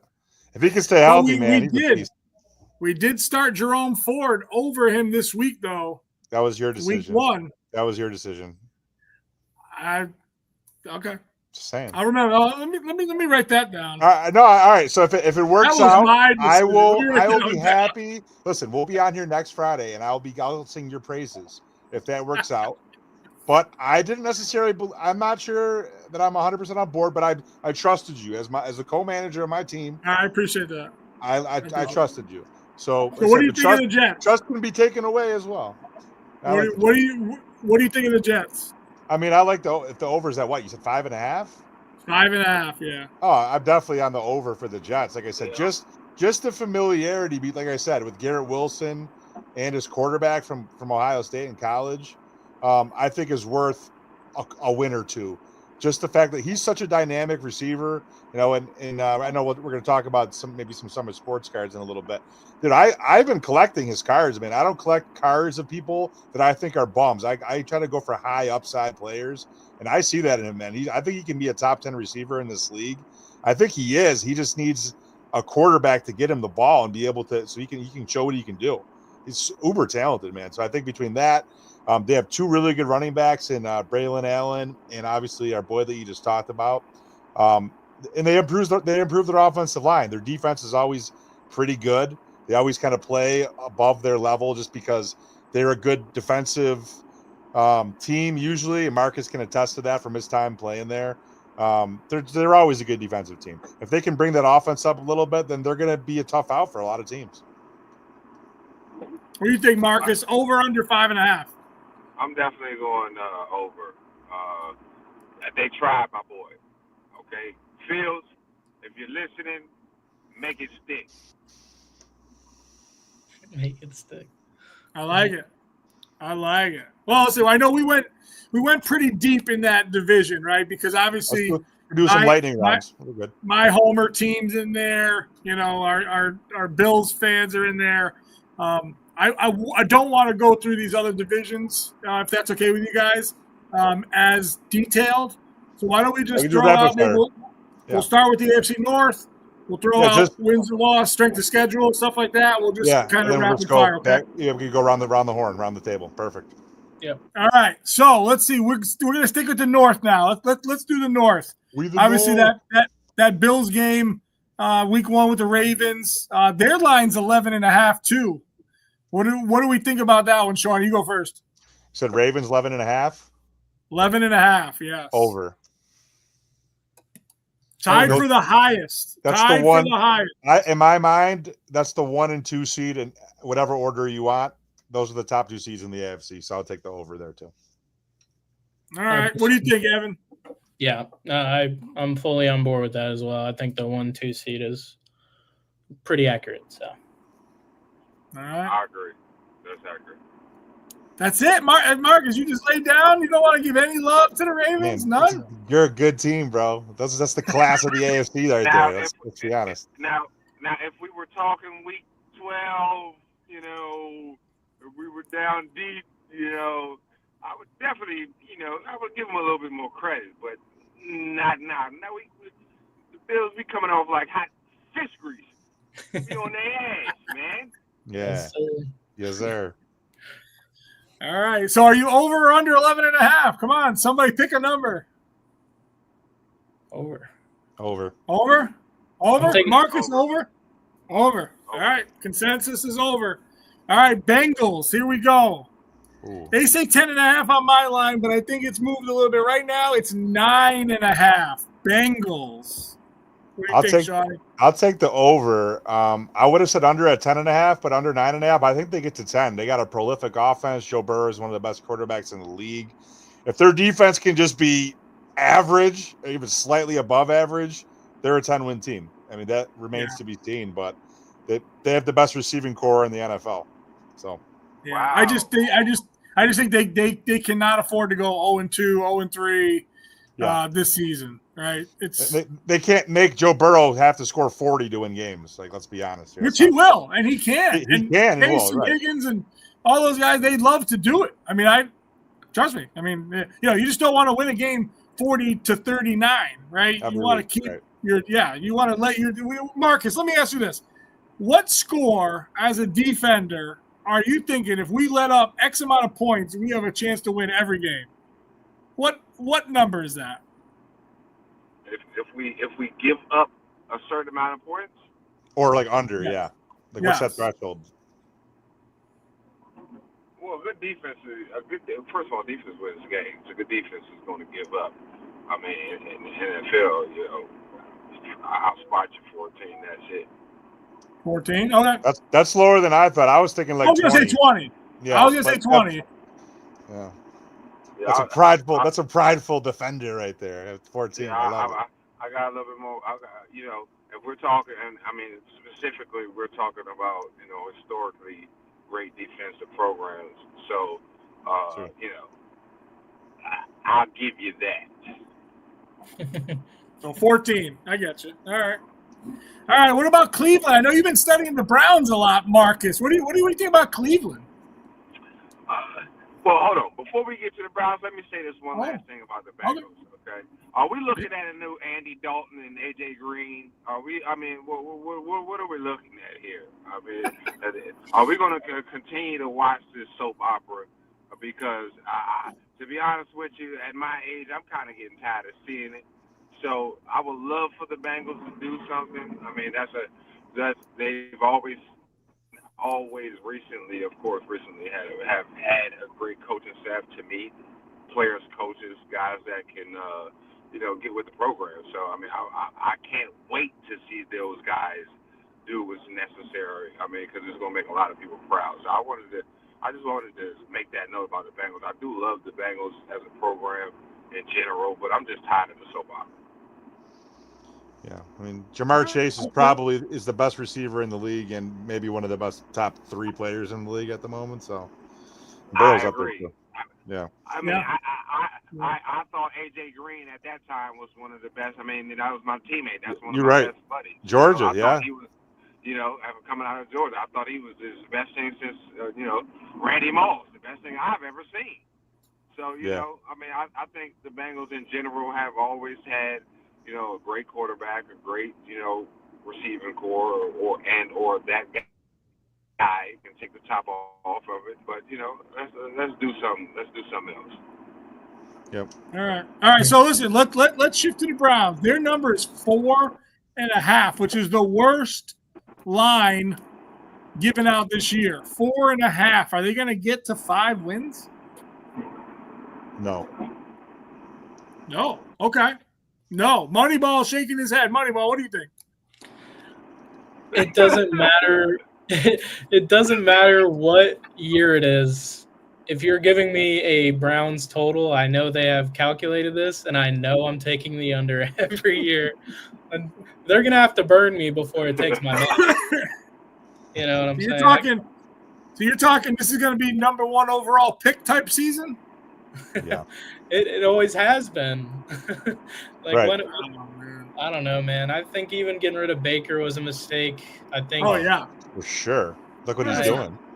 Yeah, they make decisions too quick, and they made it in the draft this year. No one knows what the hell that's going to look like by the end of the year. Right. I mean, I wish they had someone with a brain in the organization to sit down and say, "Hey, this is our track record. What the hell are we doing? Can we just sit in a room and all talk this thing out and decide what direction we're going in, you know? Because it's just been down. Yeah. And I'm tired of it. So that's like us when we get on like a losing bet streak. I'm like, Sean, bet the opposite. Whatever we're thinking, right, just bet the opposite. Yep. That type of mindset is never a bad play in some situations. So let's bring in 5 quarterbacks and just have them figure it out. Let's have them battle royale. See who comes out on top. Well, guess great strategy. Now, my inside scoop, my inside take on this, first of all, the Browns, I mean, they've been the laughing stock. Hot take. You know, they've been the laughing stock for a few seasons recently. But why has this kept you guys? We're looking at a program right now who all eyes are on it. You know, at the end of the day, the game is making the money, and the NFL is about the money. So right now, the NFL behind the scenes, along with the Browns, have something in collaboration going on. I think, you know, some people's perspective, if we look at it more in the business take of things, I think the Browns are sitting with 5 quarterbacks or had 5 quarterbacks.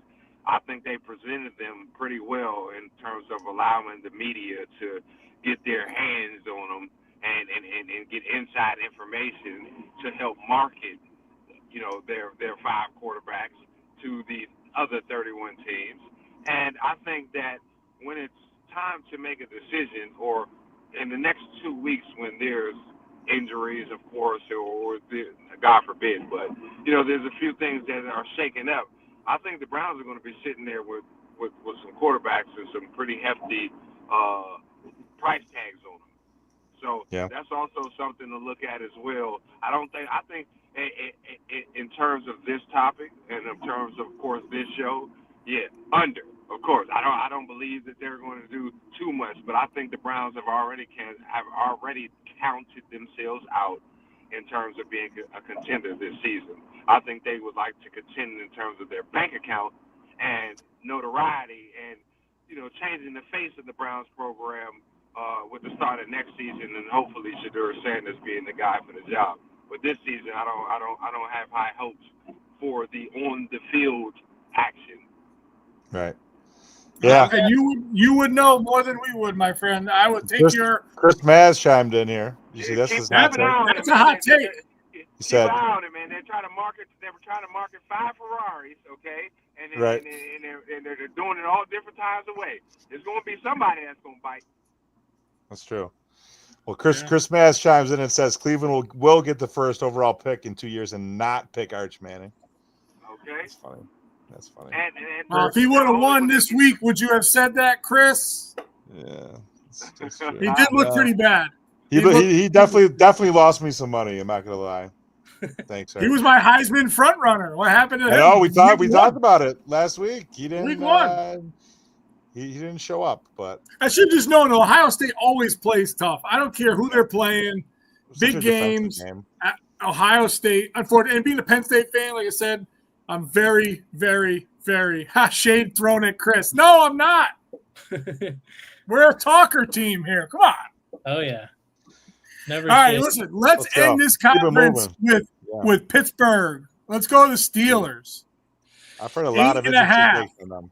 8.5 for the Steelers. What do you think? Aaron Rodgers, huh? Lower. Okay. We got Moneyball with a. You want to start Moneyball? Yeah, go ahead, Moneyball. Dude, I will take the Steelers, man. Another team where it seems like a brand new beginning in this 2025 season for a lot of these teams, and I think I would rather be at the side of having a younger prospect who we don't know about versus an older prospect we do know about, but we're taking the gamble for no necessary reason. You know, I I can't back this team, long run. I like the coaching. I like the whole Steeler culture, but for just what they're putting out there, I can't back the running back room, the wide receiver core. I don't know why Pickens all of a sudden had to go. The other guys that I liked with the Steelers are on a downtrend. I don't trust Rodgers. I just think it's an iffy boat, and I would for how many people expect them to be right in the middle, I'm expecting them to be 2 games below that. So around 6 totals is where I'm thinking for the Steelers. Wow. I thought that last year too. Yeah. And then that's kind of why I was thinking the other way. Exactly what you just said. The Moneyball just like resold me on the under because I was gonna say over, and then when he kind of just played it out. See, that's the thing. It's the Steeler culture just built into your brain at this point. Like, they're always gonna be on the fringe of the playoffs or in the playoffs. They got Tomlin. They've been doing it forever. But yeah, the thing is, they're an Aaron Rodgers slip away from having who at quarterback. Who's their backup? The fact that question Mason Rudolph. Exactly. This is the guy we're trusting to take over after a destined Aaron Rodgers mess up. And I grew up as a Packers fan for no reason. I just love the way Aaron Rodgers looked as a quarterback, like not just an average Joe who can throw the ball 80 yards. But now as he's progressed, I think the time to cut it out was when the Packers were done with him.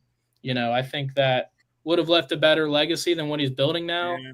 And I don't know if it's the drugs, whatever he loves doing in the offseason that keeps him going. But real quick, we ask Marcus. Marcus, give us some insight about when you played against Rodgers. I mean, you played him when he was in his prime. I mean, he's way far removed from that. But what are some experiences playing against Rodgers? Well, I would let me. Now I'm going to say something, and I don't know how you guys are going to take it. Earmuffs. Just hear me out on this. Okay. Okay. Now, Rodgers, I would consider him, he's if you know guys, and he's always been a competitor. He's always been great. He's always been at the top of his game, but not everybody knows, and not everybody is privy to, his personal lifestyle and the things that I would consider him he reminds me of a older Justin Bieber type of guy. I mean, because he's his own guy in the locker room, outside of the locker room. I mean, he's definitely his own spectrum. So I've always known when it's time to play. Of course, you're playing Aaron Rodgers. I mean, don't ever get it confused. Don't ever make a mistake. Don't ever underestimate. I mean, because he will take the top off and he will beat you intermediate. So I've always had to be on my P's and Q's as well as my teammates and the veterans. The way they talk about them. It's kind of like that Jordan from the neighborhood that never made it type situation. When you get to a certain level amongst the elite of the quarterbacks, it kind of goes unsaid that this is what you can expect from a player of his caliber. So I would say it's always been great competition going against Aaron Rodgers for sure.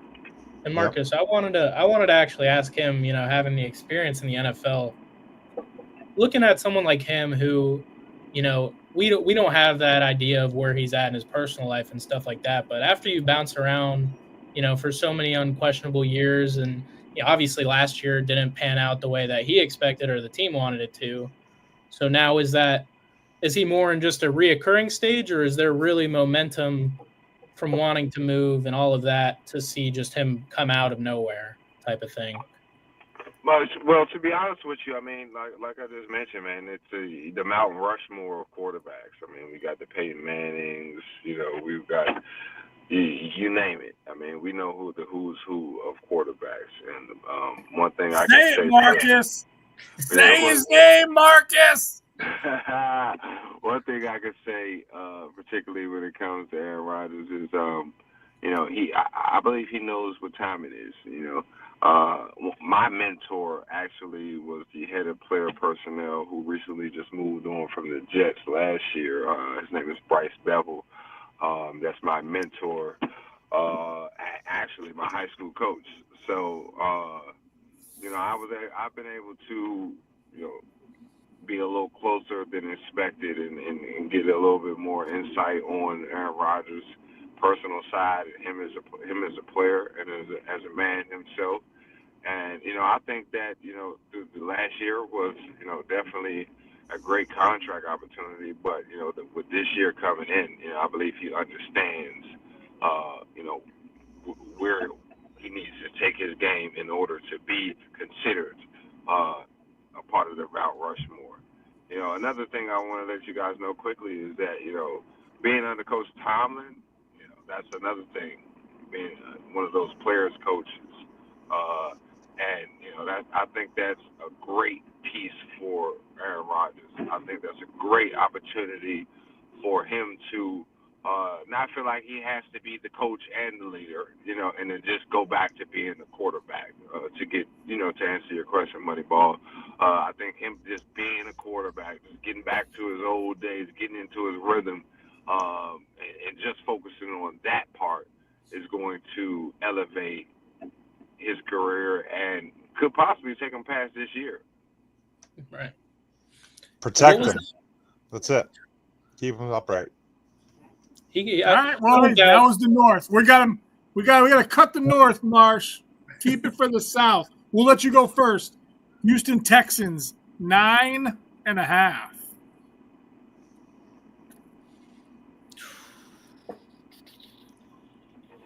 Which team are we getting? Shit. CJ Stroud. Oh, you tell me. Nico's back, right? Is he back? Yeah. He's back. What about Dell? Dell's out for the year, though. He's not going to play. His leg is. Yeah, he looked. Yeah. I'll go out on a limb. I'll say over. I'll say over on 9.5. They have a decently easy strength of schedule. It's only 539, right? They're not that bad. Their division isn't like tough. I mean, Tennessee's terrible. Jacksonville is I think a borderline playoff team. I think 9.5. The Colts are coming off that season last year. I mean, I don't like the Colts either. They probably win at least 4 to 5 games in their division. I mean, and they have an easy schedule. I think there's a path for them. They could get to 10 wins. I think, and it's because, like you said, the strength of schedule. I don't think they're an overly great team, especially with. I mean, Nico Collins is awesome, no doubt, and CJ Stroud's a good quarterback. I think he might not be like we thought going into last year. He was top 5. He's not. I don't think he could show us that he is, but he took a step back last year, just due to some of those injuries. But I think they're a playoff team, but they're not a contender to win a Super Bowl. I agree. And what do you think, Marsh? Yeah, with the Texans, I mean, they're definitely a team that bounces around in my head. Definitely have some good pieces. They've been building in all the right directions. I think the key part is, like you mentioned, with their conference. There are going to be some gimme games in there. And if I ask myself, they made the playoffs last year, won the first game, can they take that extra leap? I don't necessarily know, but I would solidly state that that's the same quality of team that can get into the playoffs. And I think that is a 10-win team this year, essentially. So yeah, I would say they could get there. What do you think, Marcus? Marcus, you also, as you answer this, do you have any insight to DeMeco Ryans as a coach? Well, DeMeco Ryans is a solid defensive coach for sure. That's always been, he's always been one of the gurus in front and behind the scenes. So this is the Texas program, it's politics, man. It's a lot of politics involved, you know, and that's not a part of the show. We're going to keep that out of it. But you know, when it comes to just commenting on them as a whole, but like I said, they have a strong defensive based coach. And as I've always said, defense wins the game. So, you know, that I'm a pass on anything else being said on them. Enough said. Yeah, I just want to shout out Will Anderson once again. Keep that name in your head. He's so damn good. I loved watching him in the playoffs. A guy personally I take over tackles on DraftKings. I don't even care. I like him that much. When they drafted him, I thought steal of a draft. Still love him, and I think he's a big piece of their defense. Awesome. All right. Well, the Colts come in at 8.5. I want to know. Oh, it says 7.5 now. So, do we think that went down when Daniel Jones is the starter, or is that just moved? Is it okay? So right now it's 7.5. What do you guys think is 7.5? I think Daniel Jones is again more of a stability type of force compared to A-Rich, which Mike, I know you have every reason to want A-Rich to be the guy. But I'm just saying, like, he's just not it, man. He just hasn't panned out. It's early. He still could progress and be a good player, but I think in the short-term, immediate future right now, Daniel Jones gives them a better chance, I think, to win until they don't, until he doesn't. You know? That's understandable. I understand why they did it.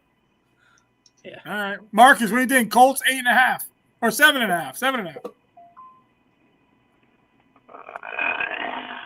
Over. Whoa. Okay. I'm gonna say over, and that's for you, Big Mike. Okay.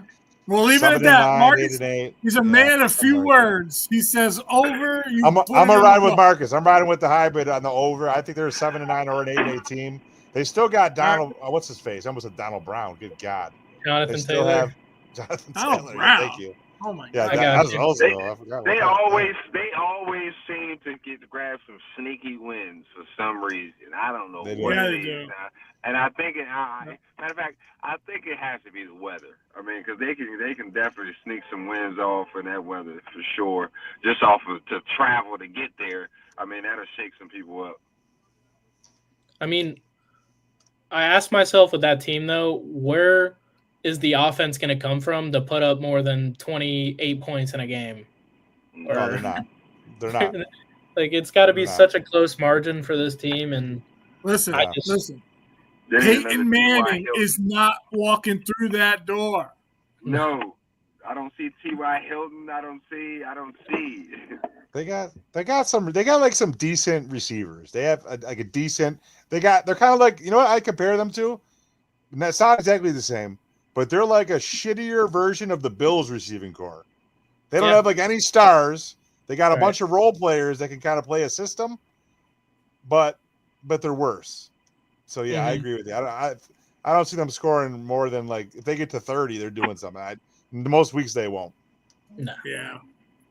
All right, Jacksonville. Here we go. Jacksonville. It says 8.5 on my sheet. Let's see. It's 7.5 now. More? No, I'm just saying over on Jacksonville. Yeah. Yeah. Okay. I recently picked Jacksonville to make the playoffs as a lower seed, maybe like a 6 or 7 seed. So yeah, I see them getting the playoffs this year. Over. Marsh looks like he's sharing a moment with Sean, brain to brain, telepathic.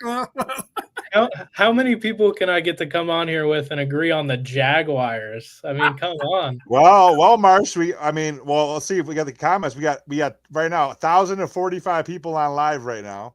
Does anybody else in the comments, do you have any faith in the Jags to make the playoffs? Let's find out. But I'm with you. Travis Hunter, dude. I think he's a crucial piece, obviously. First round pick for them. I drafted him in fantasy. I gotta admit that. Little flex guy. And Liam Cohen, dude, he knows what he's doing. I think they brought him in for a reason, and I think he's gonna be that. Hey, if you need 8 yards on the first down, there's your little screen pass, Hunter. Go do your thing, No, there you go. The Jags are a sleeper pick, somebody says. Yeah. Yoder knows what's up. Let's go, Yoder. The Jags are definitely a sleeper pick. He might have been the one who already came to your defense. That might be a plant. Yeah. Did you plant Yoder in the chat box? I promise, no typing for Yoder over here. Evan's boy. Evan's boy is there. He's making All right, Marcus. Marcus, what do you think? Jaguars 7.5. Jaguars, just because Travis Hunter, aka the mini hybrid. I'm lofty praise. I'm gonna give him some over, man. I'm giving him some praise, give him some love while he's here, man. And I hope great things for that team this year. I mean, Jaguars is not a big market, Of course, they still have a lot of work to do, but I'm going for over. Nice. He says, "I swear I'm no plant." Thank you, Yoder. You're backing me up again. Hey, I love you know what? Hey, that sounded like a true plant. It does, yes. Right. All right, well, listen, that gets rid of the South. We got one more division. Let's plow through these because I know we don't like some of these teams. Right. Here's the one. I don't even want to bring this team up. I know Buffalo, and for some reason, just needs to get over this little hump here. We'll call them the Chefs. All right, 11.5, tied for the most predictions with. We talked about two of them, the Ravens and the Bills, and the other one is the Eagles. Okay, so that is their kind of upper tier, 11.5 wins. I mean, do they win close games again this year? Like, what happens? Nope, never going to happen again. That's unsustainable. I got them down for 10 or 11. I'm taking the under. Okay. What do you got, Mark? I can't go in under on the Eagles, man. I was big on them in the playoffs. Chiefs. Sorry, Chiefs.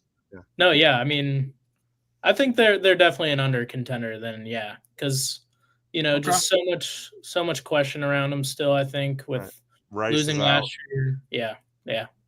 Too many question marks. I mean, listen, didn't the Chiefs have that one year, like a few years ago?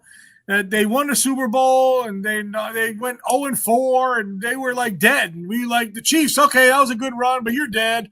And then like all of a sudden they had that run and then like they just haven't given it back. Like, I mean, I know it's frustrating, especially being a Bills fan living here and having them kind of just have their number, especially in big games, right? I mean, for some reason it seems like the regular season games are a little bit different than the playoffs, and Mahomes just puts the cape on and wins it out. But Marcus, what do you think, man? 11.5, is that too high for this team?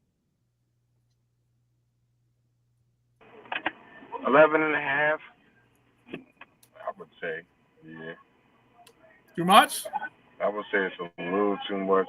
That's a little pricey, man. It's a little more than I believe they bit off a little bit more than they can chew here.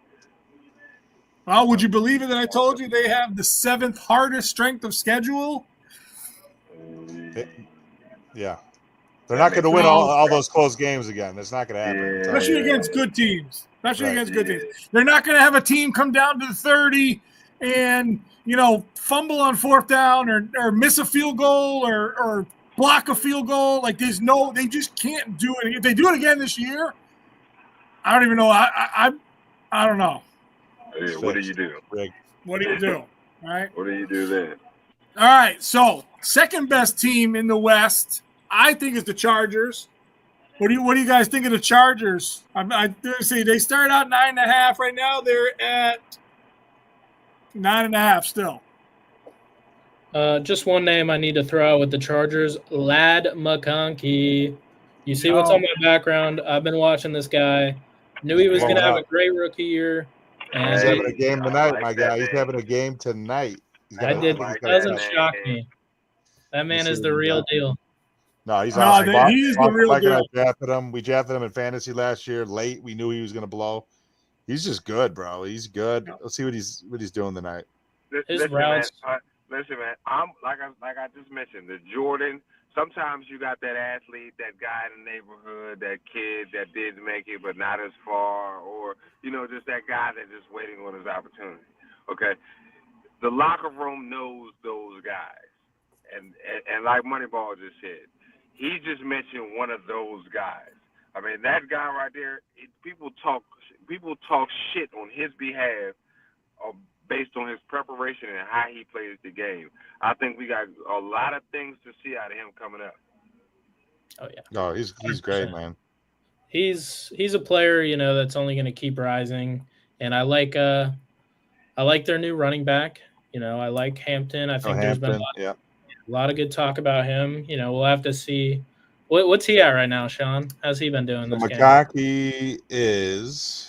He has 74 yards receiving on eight targets for 5 receptions. Yeah, I mean, they're throwing him the ball. It's the fourth quarter. And by the way, the Chiefs are down by 2 with 6 minutes left, and the Chargers have the ball deep into Chiefs territory right now. Oh, look at Take that. an L, Chiefs. Take an L. That would be awesome. But yeah. All right, so sticking in there, we got the Raiders now. That's a weird one to me. That's Marcus's guy right there. That's Mr. Pete Carroll. The Raiders are a weird one to me. They have a 6.5 number. What do you think about 6.5? Who's your quarterback? Oh, he's saying under. Mark. Oh, okay, under. Okay, quick under. With Geno Smith under. Oh, Geno Smith. 6.5. Yeah. No, Amari Cooper. What happened with Amari Cooper?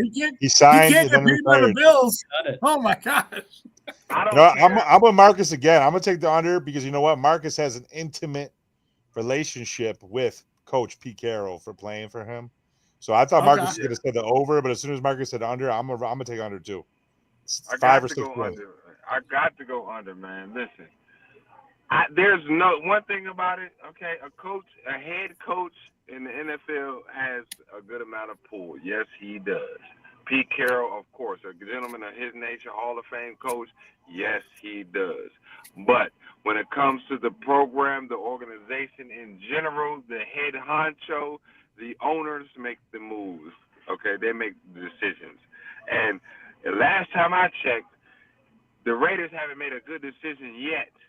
Their facilities, programs. The best thing they got going for them is their fans, man. Okay, and the only team that worked out for is the Eagles in the last 5 years.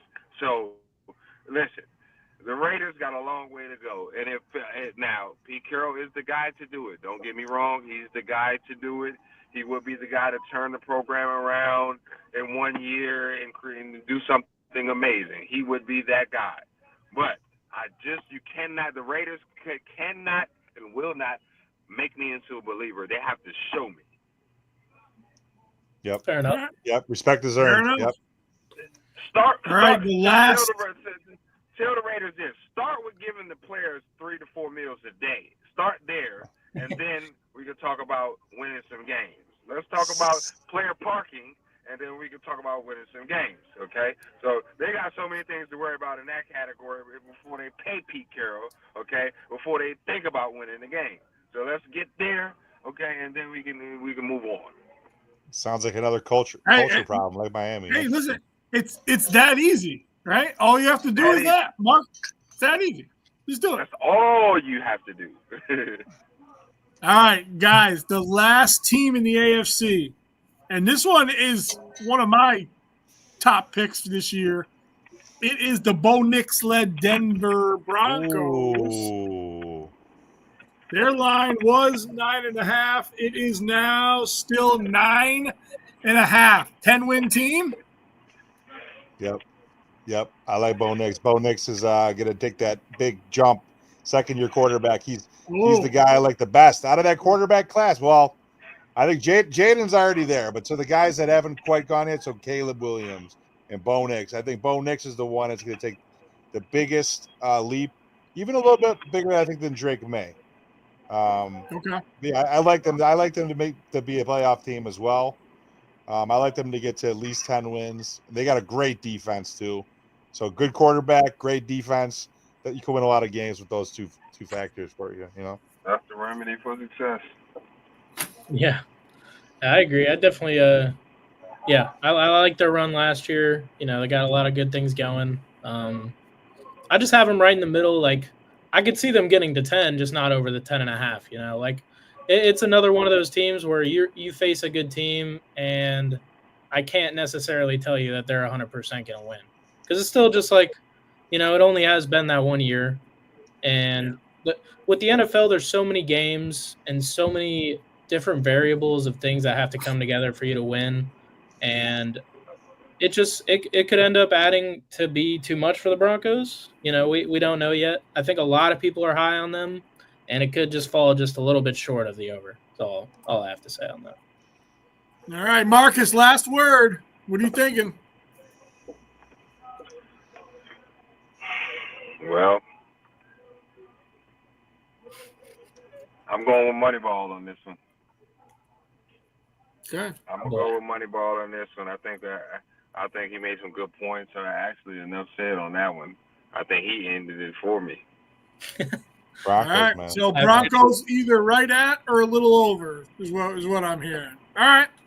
Well, Right, thank you guys. That was the AFC. We got to pay some bills here real quick. We'll be back after this commercial.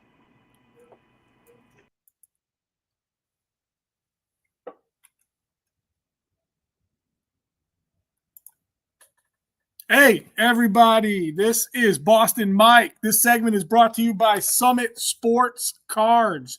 You looking to buy? Check out their eBay store, Summit Sports Cards Live. They also have a new e-commerce site coming online soon, new inventory daily, sports cards, memorabilia, MLB, NBA, NFL, NHL, non-sports cards from Pokemon to WWE, Marvel to Garbage Pail Kids, and everything in between. If you're looking to sell your cards, these guys offer consignment. No need wasting time listing and shipping. Let Summit Sports Cards do that heavy listing for you. Need help with your collection? They do valuations and grading submissions. They'll even look over your cards with a fine-tooth comb and tell you which ones you should grade or not. Check them out on YouTube as well. Summit Sports Cards. Now, we're back with the group. The group is back. Marcus, did you say you're going to turn your camera on this segment? Come on.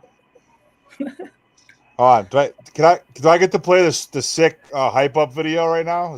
Can I do that? No, not yet. We're gonna run through the NFC real quick. Okay, then I can do it. Okay. The next show, I need to have the whole digital setup. I'm gonna have my dad going. I might be on top of it. I might be in Athens on the 50-yard line, man. Oh hell yeah! Where's the invite, folks? Me and Moneyball. Where is the invite? I'll drive. I'll drive over. I'm only an hour and a half away. I'll be there.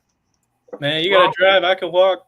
Well, you guys know, man. Me and Chuck, we've been talking about that Georgia-Florida game, man. That's there, man. All right, I'm in Kentucky, Georgia, Let's Kentucky. do it live on location. Well, okay, listen. We'll do our show live on location. Is that good? Yes, all right. It's a bet. Mark it down. All right, listen. Let's start NFC East, and again, we're kind of over our time here. I know we're having a great time. Everybody's still sticking around. We got over 1,000 people watching. I mean, we're talking if you're listening, guys. So NFC East, right? Eagles played last night. They already got one of these 11.5. Are we on the Eagles or not? Yep. Over. Quickly. Over. Moneyball over. What are you thinking, Marcus?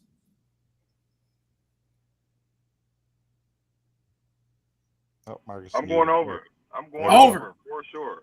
Over. Okay. Right. Love it. Nobody's concerned about A.J. Brown getting no targets in the first half. Nope. Did they win? They still won. Yeah. Barely. They did not listen. They should have beat them by 10. That's Dallas fair enough. Better than I thought. They should have beat Dallas by 10. Is my take. Yeah. My take is weather delay thing messed it up. Yeah, that's exactly what Vegas wanted. Yeah, you're right. 100%. 100%. No points in the fourth quarter. Now, to Sean's favorite player of the year and his Washington Commanders. Oh, I do like them. 9.5 it started, and it is 9.5 still. Screaming it from the rooftops over all day. Okay. No sophomore hangover for you. Under. No. Marcus, here we go. Whoa. Under, I love it. So listen, that's a tough division, man. It really is. I think the Giants are going to be better. I don't know. That's a good division. You guys saw the game. You guys saw the game of the year. What was it, on Thursday? You seen those boys.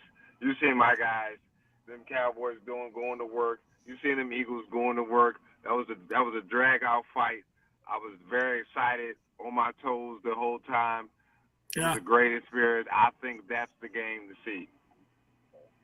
All right. Well, listen, let's go right to Dallas then. 9.5. Oh, what is it now? Let's see. Dallas is at 7.5. And this is probably before that game against the Eagles. Wow. That's not even the Parsons hangover. They can throw. Their teams. I mean, you know what? They had a better showing than I thought that they were going to have, to be honest with you. I thought they were going to come out and just get rolled. So they showed me something. I know they'll be able to throw. They got Pickens and they got CD and they got Ferguson. And I didn't even realize they have Javonte Williams. They got some good pieces on offense, but can they stop anybody on defense? I'm not so sure. 7.5. I think they're about an 8-win team. So I guess I'd take the over at 7.5. All right. What do you think, Marsh? Zero faith in that team. You talk about a shit show. Like, that is a shit show. Yeah. And if one thing was enlightened to me on Thursday was that even when they seemingly have a chance and have those opportunities to come through, my best player can't catch a football. What's going on? It's just they're going to fall short a lot. As much as, sure, they were once America's team, they have all the culture, yada, yada. Put something on the field that I like to see, please. Because I can tell you right now, it's not Dak Prescott. I don't know what was on Thank you. Who decided to give him all this money? I looked at that deal when it came, the year that they signed that, and it was so mind-boggling to me what he had done to. I think maybe they were on the clips of the playoffs at that time, but he still was getting injured. It doesn't add up to me what they've been putting together, and I don't think things just suddenly go their way because they got Javonte Williams. I don't. Okay. Marcus, what do you think? Even though that's my team, born and raised under. I have zero faith in their ability to get rid of or to block out the crowd noise, the off-the-field issues, the decisions that were made over the offseason. I think there's going to be a lot of backlash over the first few games that, may cause a few distractions. And, of course, in Dallas, that can happen. So, even though that's my team, I do not have too much faith when it comes to their ability to have a successful season this year, only because of the start. I don't believe Dak is the answer, has never been the answer. Moneyball, he'll be sitting next to us at the end of the season, as far as I'm concerned. I'm with Moneyball on this one again. Yeah, he seems to love Cancun when it comes to playoff time. So that's where I'll leave him there until he proves me otherwise. Thank you. Yeah, for sure. All right. Now, listen, I got some bad news for you Giants fans out there. They have the absolute toughest strength of schedule, unfortunately. 5.5 on a rebuild. Is Jackson Dart that good? They got a really good defense. They got a great, maybe the best defensive line in the league, potentially. They got Malik Neighbors. I think, I'd take the over on that. 5.5. That's a low number. What are you thinking, Marsh? Over? Oh yeah, I think they're one of the teams where the lowest of the low for them is came and went, and I think they did make I like Scatabo. He's a guy. He likes to get rough and dirty. He can get you those goal line. He could be a presence there, and like you mentioned, Neighbors is amazing, and they got the talent to produce 6 wins, I would imagine, for sure. Yep. All right. Let's see. We go north here. This one, this team, man, the Detroit Lions, 10.5 coordinators. They're in that second tier, 10.5, right? They're not that 11.5 like the Chiefs and the Ravens and the Bills, but they're at 10.5. I mean, is that repeatable? Over. Okay. Are you thinking like number 1 seed over, or are you thinking 10 wins, 11 wins? Number 2 seed. I'm thinking number 2. I'm thinking around 13 wins for them, for sure. Wow. Okay. Yeah. I mean, you still got the same two-headed monster at the running back. I think Gibbs is good enough to win you games himself. Honestly, he's good. He's the only player, like, being in Atlanta, that I can compare to Bijan, and the amount of faith that I have with Bijan and getting us back to a winning record.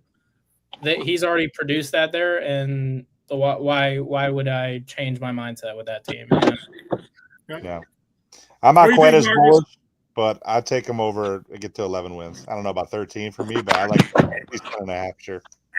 Fair enough. Yeah, I was going to say that. I was going to go for a 10, 9.5, 10.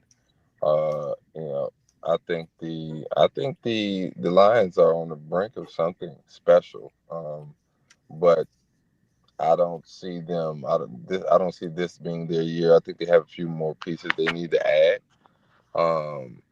particularly in the O line and D line, just to strengthen up a few things. But I could see them at a 10, pushing it on a 13.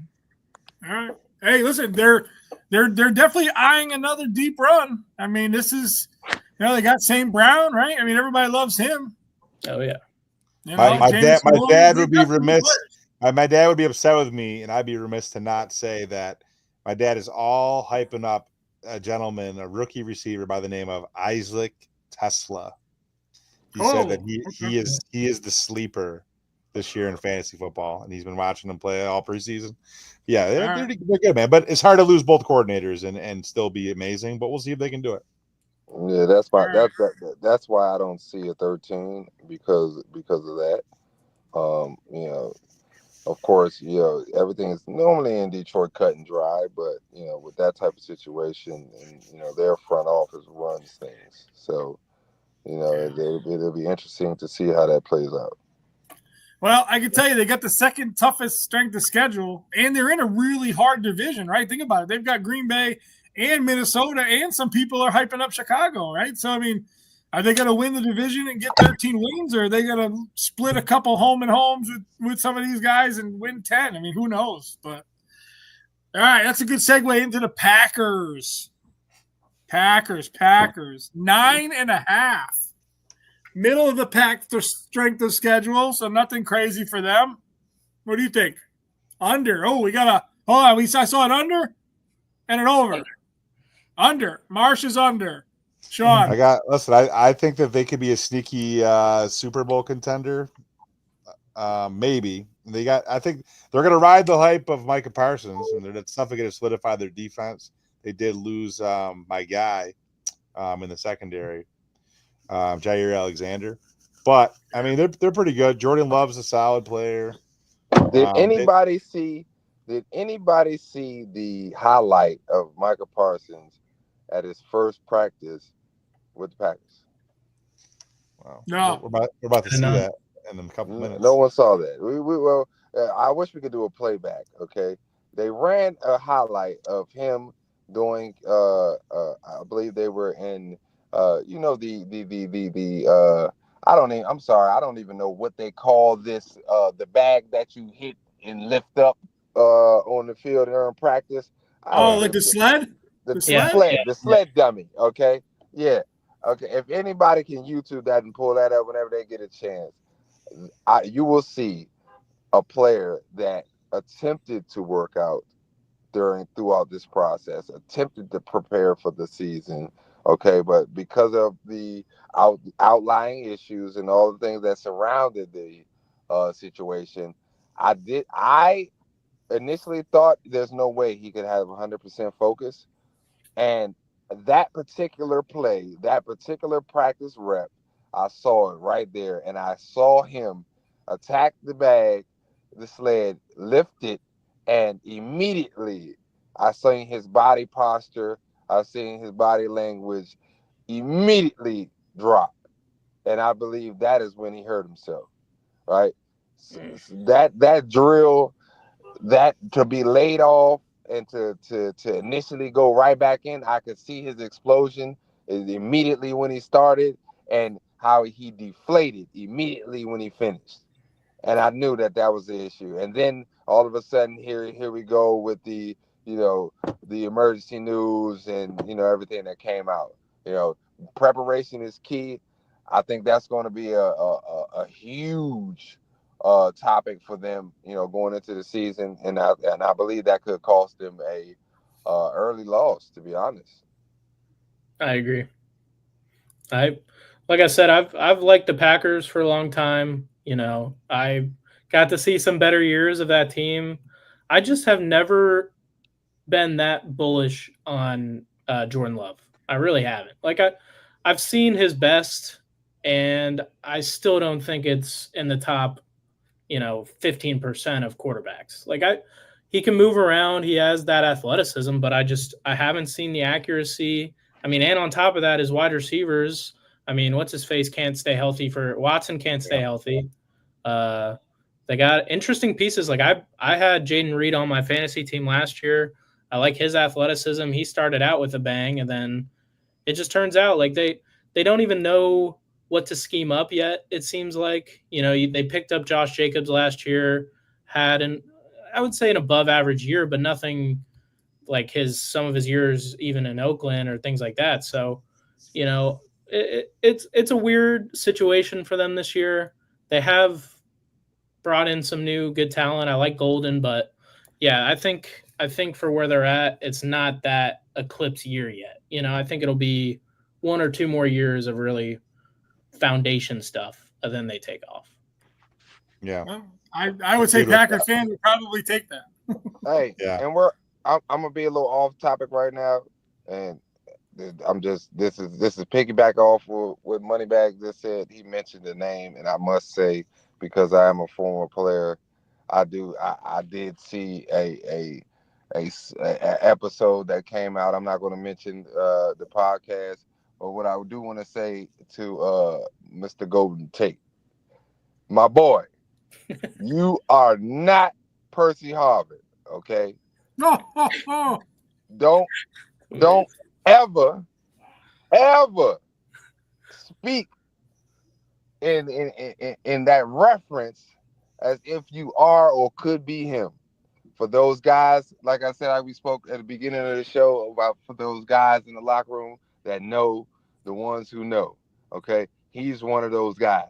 Now, Tate, you are very talented, but when we speaking of those guys and we talking about Rushmore, don't speak of Mr. Percy Harvin in that reference again. And that came from the hybrid himself. Boy. Wow. Nice. Wow. That was off topic, but I just felt like I needed to say that because that just was said, and I need to make sure that gets across. The invitation has been put out. Golden Tate, you are available to come on the show anytime, and we would like to have a little back and forth with the hybrid. If you'd like to do that, come on our show. Any day. Little healthy back and forth, and we can get down to the details, my boy. Nice. All right. Love it. All right. So listen, sticking with that division, Minnesota. I know we just talked about McCarthy. No rep. And listen, I don't understand. The guy's got no reps on NFL film, but yet his cards, right? So you talk about like memorabilia and shit. His cards are higher than Caleb Williams, who actually had a year, was the number 1 pick. I know he's a little bit disappointing, but like the hype is on McCarthy right now. I mean, I'm talking football memorabilia, sports cards. I mean, just the hype around him is huge. I mean, does he live up to Darnold's last year? I mean, it goes to show you that the hype can just be bigger when you haven't seen it, and there's been another year of projecting and just not knowing. You literally are buying the hype, and it's making his card and memorabilia value go up. It's funny. I don't think so. I don't think he could have at least a year statistically as good as what Darnold put up last year. I mean, Darnold put up some really good numbers. For a while, he was in the conversation for MVP. Obviously, it wasn't enough to keep him around. They jettisoned him, and to the contingency plan to go forward with McCarthy. And I like McCarthy. I think he was more of a system type quarterback at Michigan, and he was a good kind of a good leader, a good game manager, and I think he's a little bit more than that. But I don't know that he's going to necessarily be like dynamic. The jury's out. Like I said, we haven't seen him do it, so he really has to prove himself. So because of that, what's their under over, Mike? It was 9.5. Right now, the Vikings are coming in at 8.5. It's lowered. See, that's a good place for them, because that's kind of what I was thinking that they'd be. I don't see them as a playoff team, at least this year. There's just too many variables that we just started are unknown. So I would probably say, I mean, he's got Justin Jefferson. He's got one of the best top receivers that can just beat anybody, man coverage or otherwise. Great route runner, amazing at the point of the catch point. But I don't know, until they show me something, it's going to be hard for me to think that they get to be a 9-win team. And they have my boy. Who's that? Come on. Who? Aaron Jones. Aaron Jones, our fantasy running back, our third string fantasy running back. Yeah. There you Dude, go. listen, 6 years ago or 5, I don't know, what it was like 2018 or 9. Like, Aaron Jones has won me at least 2 leagues. I'm not gonna lie to you. I know that's true. Hype is real. SV. I love it. Got a Minnesota. All right, listen. Let's end this on Chicago. All right, second highest strength of schedule. That doesn't bode well for a second year player who looked good in one preseason game a little bit, and then not so much. What do we think? New coach is good? Boom. Yeah? OC from the line. Okay. All right. So right now their line is 8.5. Yes, 8.5. Shout out Sandra. We got the live score. The Chiefs lost. Chiefs lose. Sandra, thank you. Sandra. Goodbye. Take that out. Yes. Take that out and yes. Live. You see, hey, listen, if you're recording podcasts, stop. Do them live. That's awesome, right? Buffalo needed the Chiefs to lose. Oh, yeah. I love it. I love it. Me All too, right. man. We're on the Bears, Mr. Hybrid. The Bears. Where are they at? Yes. What's their It's 8.5. Ooh. I'm a little biased on this pick, only because Caleb Williams, of course, hometown boy from DC. So I got to show him his love. Okay. Definitely enjoyed his career.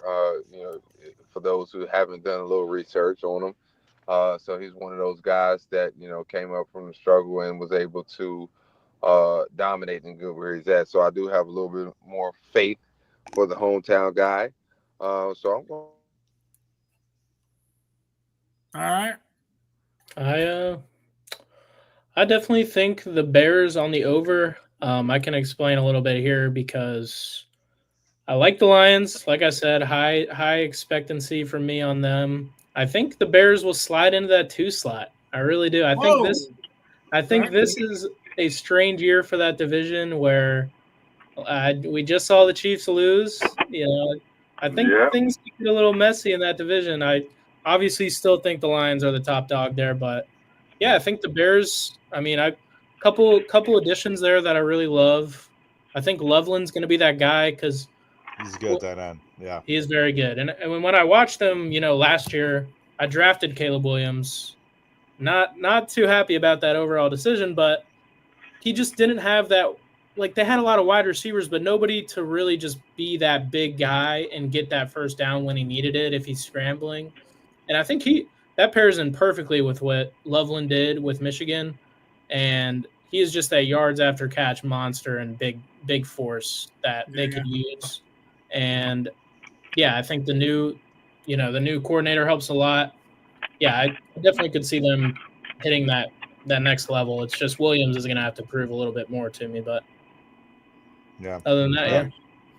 We're big on Roma Dunze. We drafted him in fantasy.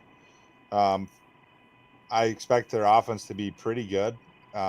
Caleb obviously has a ton of talent. So I think they could be an upper echelon offense. Defense, I don't know. I don't know how their defense is going to be. I don't really see them as a playoff team, at least, not yet, until they can shore up that side of the ball. But I do think that Caleb will take a step. Their offense will definitely be formidable with the weapons they have. DJ Moore, Caleb, the tight end you just mentioned. They did lose Keenan Allen, but like I said, what's his name? Roma Dunze. Roma Dunze is probably going to take a big step. So like I said, I really believe in buying into his second year kind of breakout. So they have some explosive players that can play both outside, and then Rome can play both outside and in the slot. So yeah, I think they're probably going to win about 8 games. No more than that. All right, so we are going to rapid fire these two divisions here. All right, I'm going to say a team.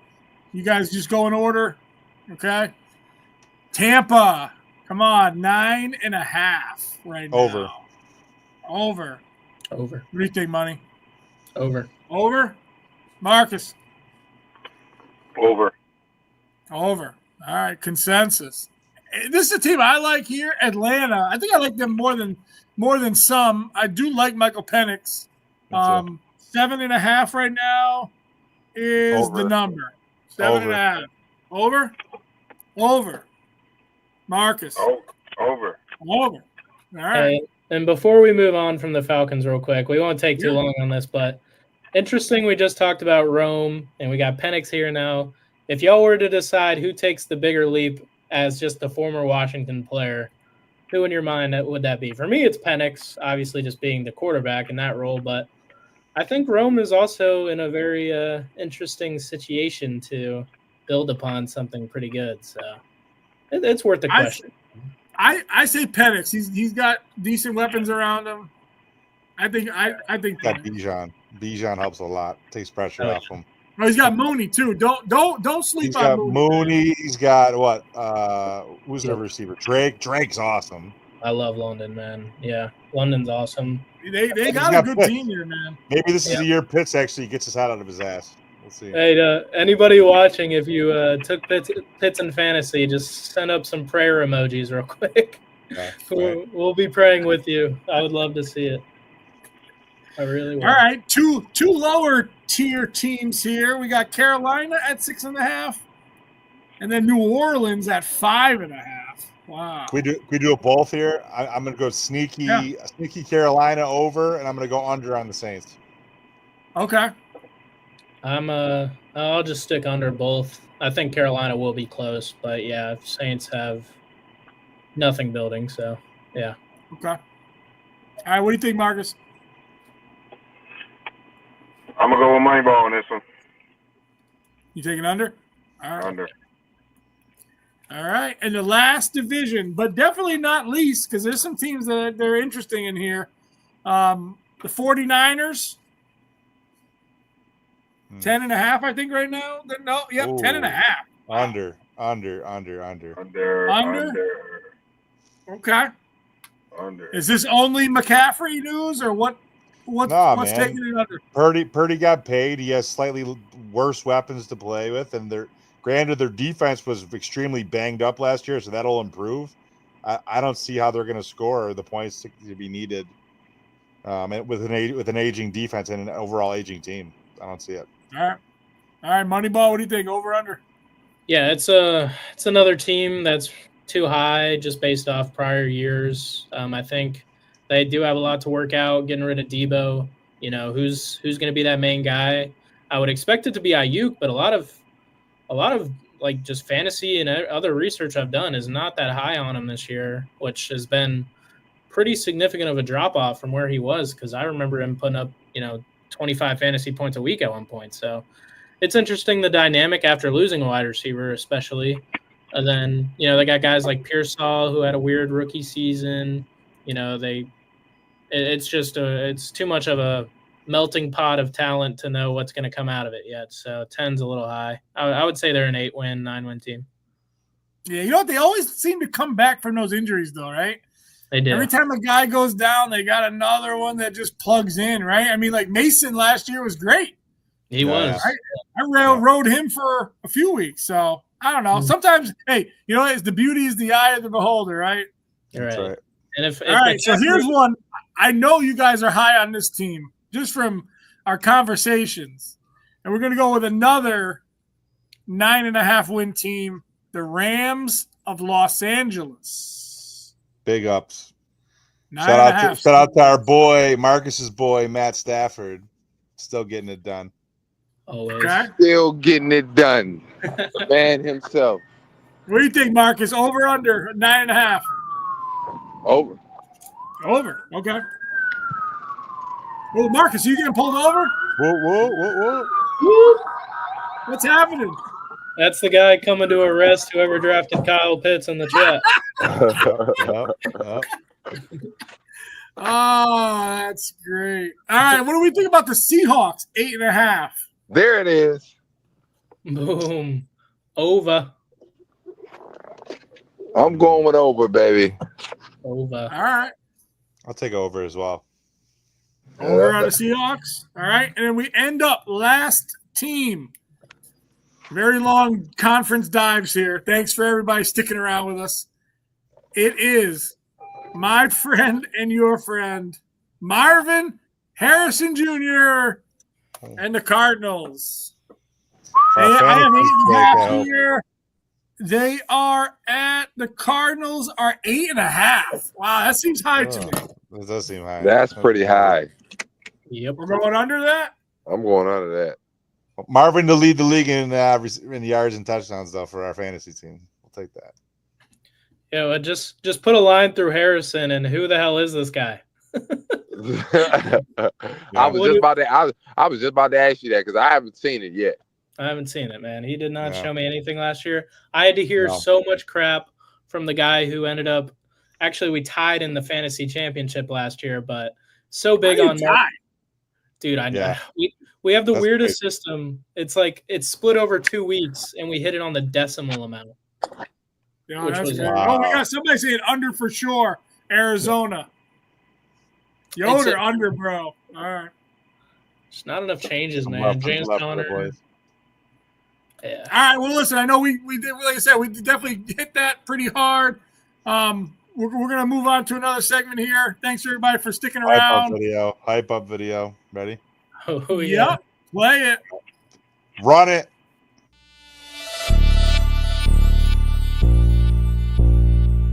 Fate is a funny thing. It's inevitable, unchangeable, immovable. Fate lies at the end of a tunnel, and we're all just along for the ride.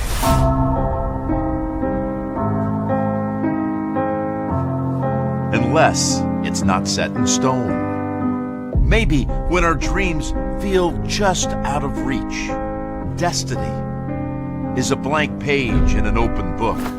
Everything happens for a reason. You can't really control it. I'm a guy that just wants to run through somebody's face. A story being constantly rewritten, where anything is possible. I was 199. What do you do when you get there? Say whatever you want, but look at these diamonds on these fingers. Fate can turn on a dime. The doorstep of NFL history. It can slip right through your fingers. Oh, the ball was dropped, hit him in the head. It bounces unpredictably between heartache and triumph. But the thing about fate is, here we go, Jim. It's always up for grabs. Every day's gotta be our first day. Big boy sport.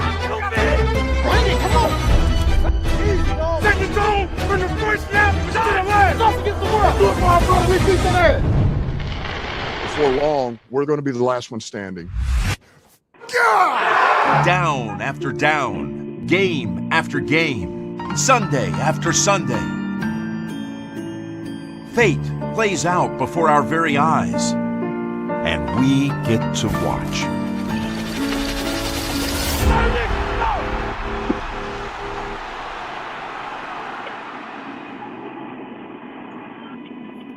I will tell you, Goosebumps. I saw Sirianni. Yo. I almost cried with Sirianni a little bit there. I almost did. I almost jumped through the screen and tackled Moneyball. Shout out to CBS Sports for the dope video, real quick. Got to give them their yes. Shout out to CBS Sports. Jim Nantz. I love his voice. Yes. So classic. All right. Well, listen. This is the time we're picking Week 1 NFL. Okay. Against the spread. Yes. All right. So this is what we're gonna do, everybody. We're gonna pick every game real quick.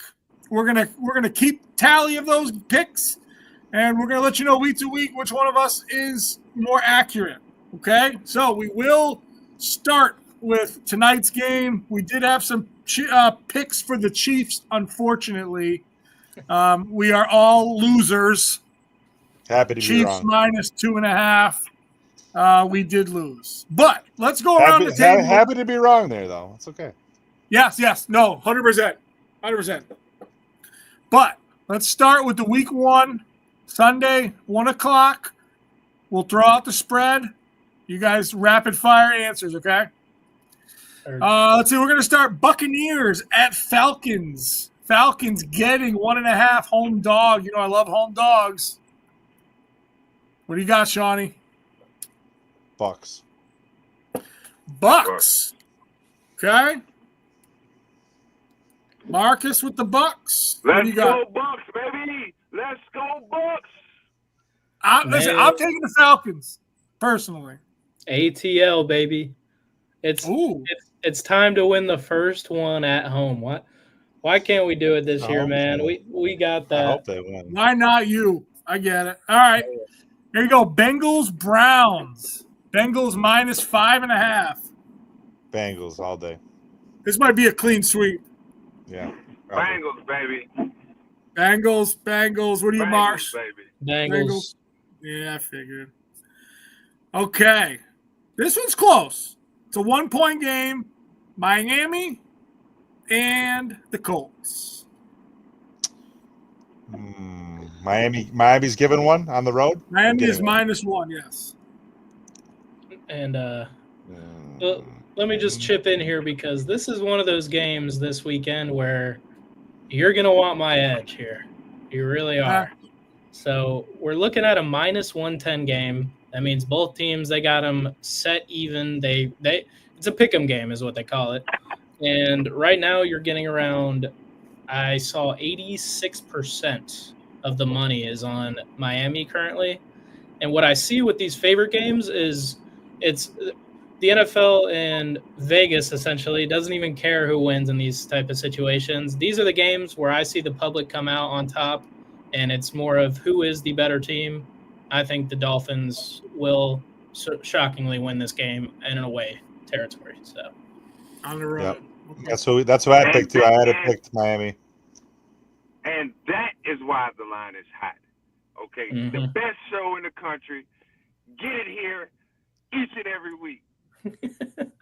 Yes, sir. Marcus Listen, you missed your spot, Marcus. You were the only one that was picking the Colts. Hey, man, I can't win them all, baby. I can't win them all. Why were you taking the Colts? Let me know. Tell me why. Well, I mean, hey, man, those are your guys as well. On the low. I think you're a sneaky fan, and hey, Rich. I'm just one for the underdog, man. I'm just one for the underdog. Right. Home dog. Mike loves the home dogs, and he loves it, Rich. I do love a home dog, but I think this one's a clean sweep. I think we've all got to pick the Jaguars, right? -2.5 at home against the Panthers. Yeah. Yep. Jags across the board. This one, I was surprised we all went across the board with this one. Raiders at Patriots. Patriots given 3. None of you guys picked the Raiders, huh? No way. Not on the road. Not on the road when they're traveling across the country. Nope. Yeah, listen, Week 1. Yep, I totally agree with you. I wish we were favored by 50. Someday. Good luck with that team. But I will tell you this. I had a conversation with Billy the Kid from the Treehouse. Oh. He was not on the Patriots. He was on the Raiders +3. Sean, do you know what his thought was? No. He gave me his picks. He gave us 4 picks, I believe, against the spread. So Billy the Kid is another member of our team here in Atlanta. Yeah. He'll be giving us picks from time to time every week. And he was on the Raiders. I can't tell you why. He's the lone wolf on that one. Here we go. Cardinals -5, Saints. Cardinals. Okay. Yep, Cardinals. Cards. I'm gonna go on a limb. I'm gonna take the Saints. I like Alvin Kamara too much to disrespect his name with a loss. I'm gonna take the Saints getting 5. Oh gosh. Okay. Here you go. Here's the matchup that everyone wants to see. Aaron Rodgers coming back against the Jets, giving 2.5 Steelers on the road. What do you guys think? Jets, Jets. Wow, okay. Jets. As painful as it is. 2 Jets. Okay. I'm going to take the Steelers. Okay, giving the 2.5. Okay. Doesn't like my home dog. Okay. Last 1:00 game, Giants, Commanders. This is one of the biggest spreads this week. Actually, there's 2 7.5-point spreads. This one is one of them. Do we think the Giants can keep it close? Do y'all want analytics? Sure. Let's throw it out there for this game. I did some research, man, because in these spots where it seems too easy to tell, it typically is too easy to tell.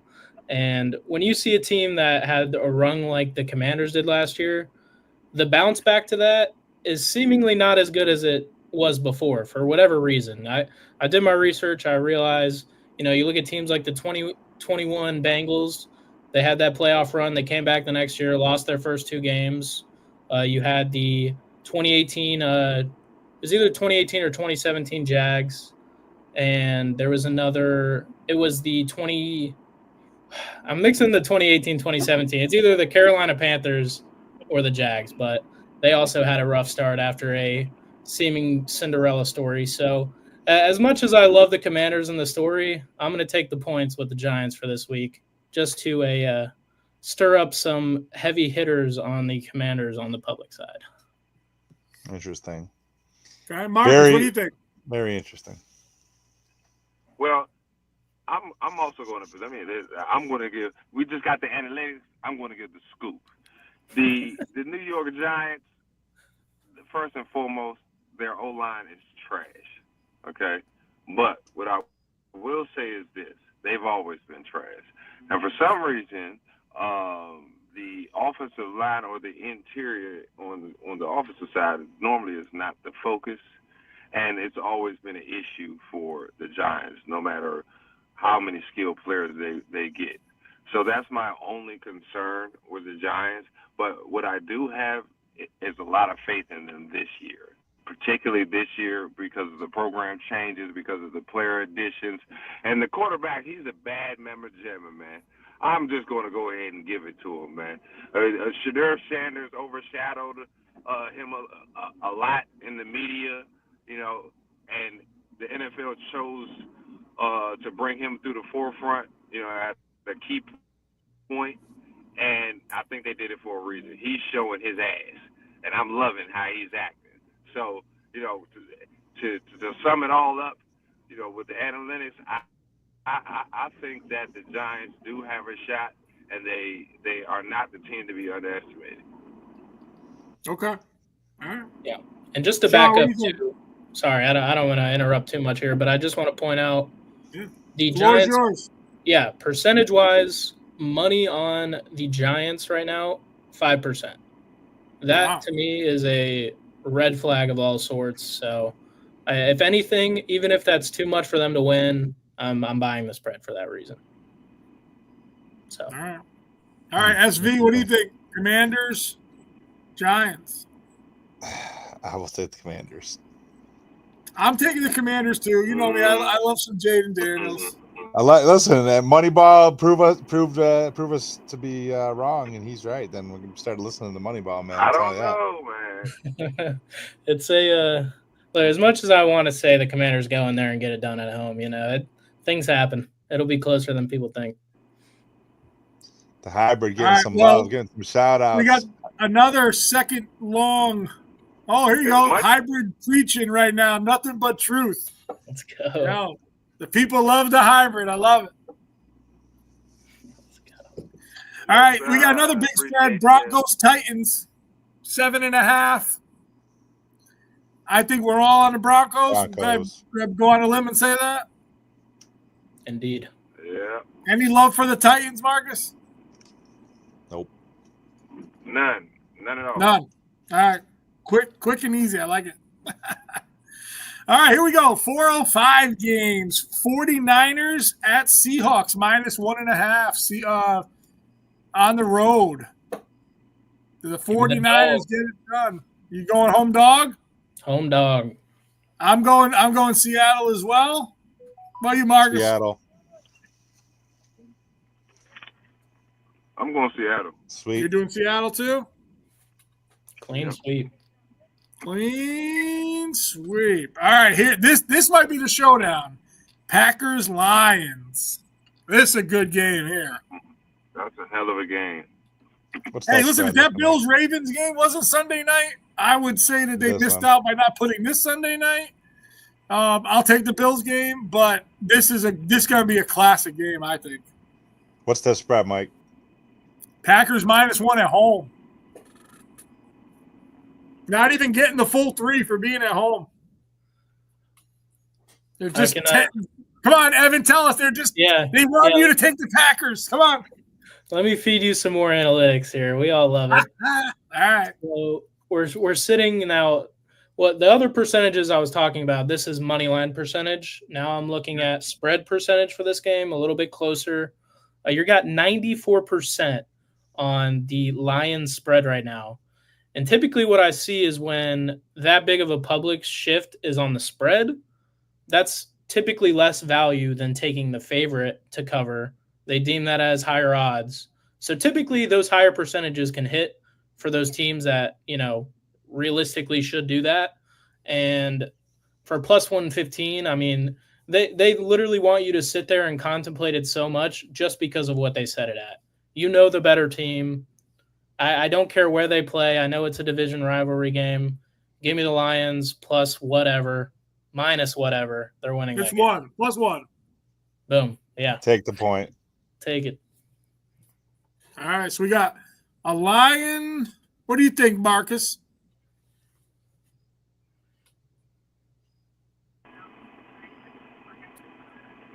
Say it again. I said, what do you think? Packers, Lions. Oh, yeah, I'm going Packers. Ooh. Packers. Ooh, you a little switch up there, huh? Okay. You guys forget I have your picks from before. Yeah, very true. I'm not. It's okay. All right, I'm doing Lions. Shawnee, what do you got? Lions +1. Oh, another switch. Man, Moneyball talked you guys into that one. See, sometimes he did. He didn't talk me out of Commanders, but he did talk me out of Green Bay. Yeah, listen, I'm going to say that as well. Listen, Moneyball, the shit that he's talking right now is the prime example why I love math, right? Because everyone says that math, math doesn't lie, right? And the numbers don't lie. It's bullshit. You can make a number look like anything when you compare it to something stupid, right? Yeah. So I love that. Numbers do lie, and I think Moneyball's onto it. They lie, but in the right context. I just like reading through the lines, and I like comparing. I'm not just looking at one source here.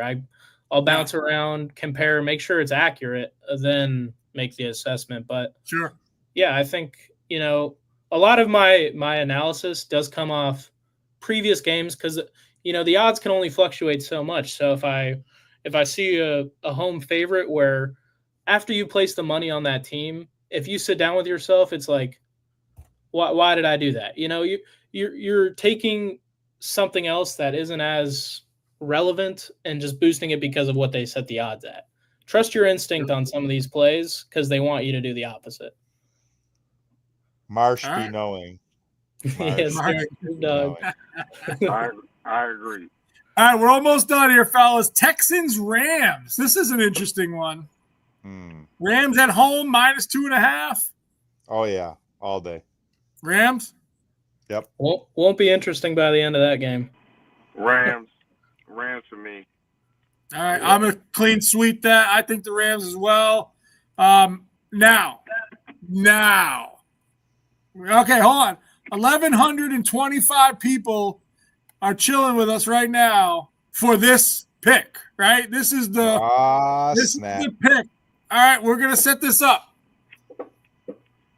Baltimore and the Bills. Are they circling the wagons week 1?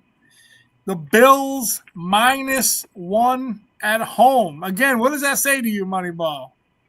I wish it said more, to be honest. This matchup, man, I go back and forth so much. I did it last year. It's funny how some of these games work out because just like the game we just talked about, I mean, yeah, it's a home dog. It doesn't make sense. They beat them last year. Not that much has changed. And yet you're seeing 88% of the public's money on Baltimore. So you're telling me versus in the playoffs to week 1, it's about a 30% increase of people loving the Ravens. So for me, for me, where we were at and to where we are now, it's not a big enough shift to justify that. And I think it's another one of those tricky games where they want you leading into Lamar's story, and they want you they really are forcing you to lean one direction when in reality it's Bills at home week 1, baby. I'm not going to get too into the Bills. I am semi a Falcons fan, but if there was 1 year to erase years of my dad's pain and misery, I would stake it on this one. I like that. I like the shout out to Moneyball's dad. Oh yeah. We're gonna get you all that Johnny boy. All that mental health that the Bills caused. Yes. All right. So I'm reading through the lines. You're taking the Bills. Indeed. Okay, Mr. Marcus Dowden. Bills Ravens big game. What do you think? I go Bills all day, Bills every day in the paint. Okay, you seem confident. All right. How much do the Bills win by? What's the score? Well, it's a close game. It's a close game, of course. I'm going to go, +1, anything over +1, no more than +5. 5? Okay. I am going Bills as well. Sean? The Ravens. Oh, man. Oh, what? What? What did he say? Well, I didn't hear it. It's going to be a close game. I hope the Bills win. My heart says they will, and will launch us into a season that will ultimately lead into going to the Super Bowl and winning it. But because of things I said earlier, I'm expecting the Bills to lose this game close. So I'll take the Ravens. Hey. Wow. And that, my friends, is 1 out of 88% of people taking the Ravens. Right. Not an what's it called? Popular pick, but one I don't trust. Just a lot of it's not even that, not even looking at the money. Like I said, I just think that this game means more to the Ravens than it does to the Bills. And because of that, I think they're going to be properly motivated and want to avenge that loss. That's the only reason. But if the Bills win this game, they're going to have proven something to me that they're going to come out and we're going to have an amazing season ahead. And I think they will anyway, win or loss. But if they can win this game, they're going to show me that this season could be different than others. So I'm what is so interesting? After mentioning my father, shout out John again. Yeah, Johnny. Yes, sir. He was also on the Ravens. So what is it with these lifetime Bills fans? I think you guys have too much trauma to really trust them in a new year again. That's 100%. It's 100% what it is, man. Johnny and I are thinking the same thing. We thinking like, yep, that's what it is. You are. I'm telling you, it'll be. They got to show us. They got to show us first before we're gonna fully buy in and believe it. So that's what I'm saying. I'm hoping that they win this game. I would not bet against the Bills. I never will do that ever. I just won't bet. Fair but enough. like I said, my head says that they will find a way to probably lose this game to a team that's maybe a little bit more hungry for week 1, and week 1's live. Yeah, so make sure they lose. It that doesn't mean shit if they lose this game. Clear that up, Shawnee V. Got to clear that up in front of Bills Mafia. I know. 100%, man. Well, think about it, right? The Ravens have had all that time to kind of focus on the Bills and in this revenge type mode. Right. The Bills won that game. Said, thank you, Mark Andrews, and they moved on, dude. They were on to Cincinnati, right? They were, proverbially speaking, Bill Belichick style, they're on to Cincinnati, right? So, like, they moved out, and then all of a sudden, the Chiefs, right? So they weren't even thinking of Ravens. So, like, I think the Ravens have just been eating, like, Buffalo Bill cereal every morning, and they're just waiting to. But I think the high emotions. Yeah, I think that's a bad bad place to live, though, too, because the emotions could be so high and the results could be low. And if that game starts out Bills quick, that Ravens team could deflate. Yeah. I mean, it could be. Right. Yeah, we talked about that. And to one more point, this is also, I'll be completely honest with you guys. Again, I wouldn't bet the Bills to win this game because I'm not overly confident that they will win. However, as a 30-year Bills fan, this will be and is the first year in my life, and obviously Super Bowl years, I wasn't old and I was a young kid. I bet the Bills to win the Super Bowl this year, which I've never done. Really? So let me also say that. Okay, hold on. So what were the odds for the Bills? Let's see. I believe when I bet them, they were at about plus 650 or so. Right now they're plus 700. Okay, there you go. So you can be mad at me for picking against Bills this week, but I picked them to win the Super Bowl. Hey, you know what's funny? The Ravens are plus 650. Yeah, they're right there too. Yeah, they are. Wow. I think with this matchup too, I mean, it's so important to just see the trends overall in these, like, the most popular teams in the NFL. I mean, when I was looking at it last year, we came in. It's so interesting to me that the Ravens soak up so much of a percentage of the public, especially against a team like the Bills, who, we're hearing all this praise about. They're the new favorite of just any general fan of the NFL. Like, they're a darling. Yeah. They are a darling. For sure. Hold on. The only thing I get nervous about is that I almost feel, and just obviously I'm a fan of the Bills, but I'm a fan of another team. I talk to a lot of people around. I have a lot of friends across the country. I almost feel like that darling is kind of wearing a little off, and if they don't win, it's hard, man. It really is. Like, they've been getting that public support for, Right. Well, here you go on. If the Bills win the Super Bowl this season, I'll show off my Bills Yayo collection. I don't know what. Yayo? Y-A-O-I. I don't think it's Yayo. I love that. Jonesy, come on, Jonesy. You got to give us Come on, you got to give us a little explanation there, buddy. I don't know. Hey, whatever collection it is, if it's on the Bills, we love it. Yeah. Interesting. Great. Listen, I'm just surprised that we didn't have a clean sweep. I figured this first show, emotions were high. Sean, you were going to be weak. You were going to pick the Bills, but the fact that you went Ravens and you were a real Bills fan, right? That makes me rethink my Bills pick. Of course. That's all right, man. Like I said, we'll know. A couple hours from now. Well, let's see. What? Well, 2 days from now. Sunday night. 48 hours actually from right now. We'll be watching that game. It'll be probably coming to a conclusion. So, yeah. All right, last game of the week. Not a bad game though. Like I said, divisional game. Some guys that could be vying for that NFC North first, second spot. Vikings, Bears at home giving one. Right, another toss-up type of game. I'm gonna go Vikings.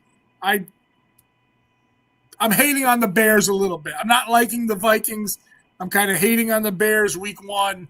What do you guys think? I'm gonna ride with the public and take the Vikings as well. You would expect this Bears team to be getting a little bit more for, what the hype has been and everything. I just for being an underdog, I think they should have been a favorite against this Vikings team, and the fact that they're not and where the percentages are at again, it leans me towards the Vikings. And personally, I'd rather put my money on the Vikings. I can't lose and be like, oh, I bet money on Caleb Williams to win. It doesn't bode well. Hey, take it easy. Oh gosh. What are you thinking, Marcus? Vikings Bears Monday night. And the line is hot, man. I'm going for. I told you I'm a little biased on this one, man. I gotta stick with the Bears on this one. I can't switch up. I gotta go. You had the Vikings originally. You switched. Yeah, but remember, I forgot to notate my boy Caleb and being a hometown guy, and I can't do it to him, man. I just can't. I just don't have it in me, man. All right, listen. I know I have qualifiers. I know. Oh, we got a call here. Mr. Cole. Trust a QB who's had no snaps in the NFL is a losing strategy. Mr. Cole, I agree with you.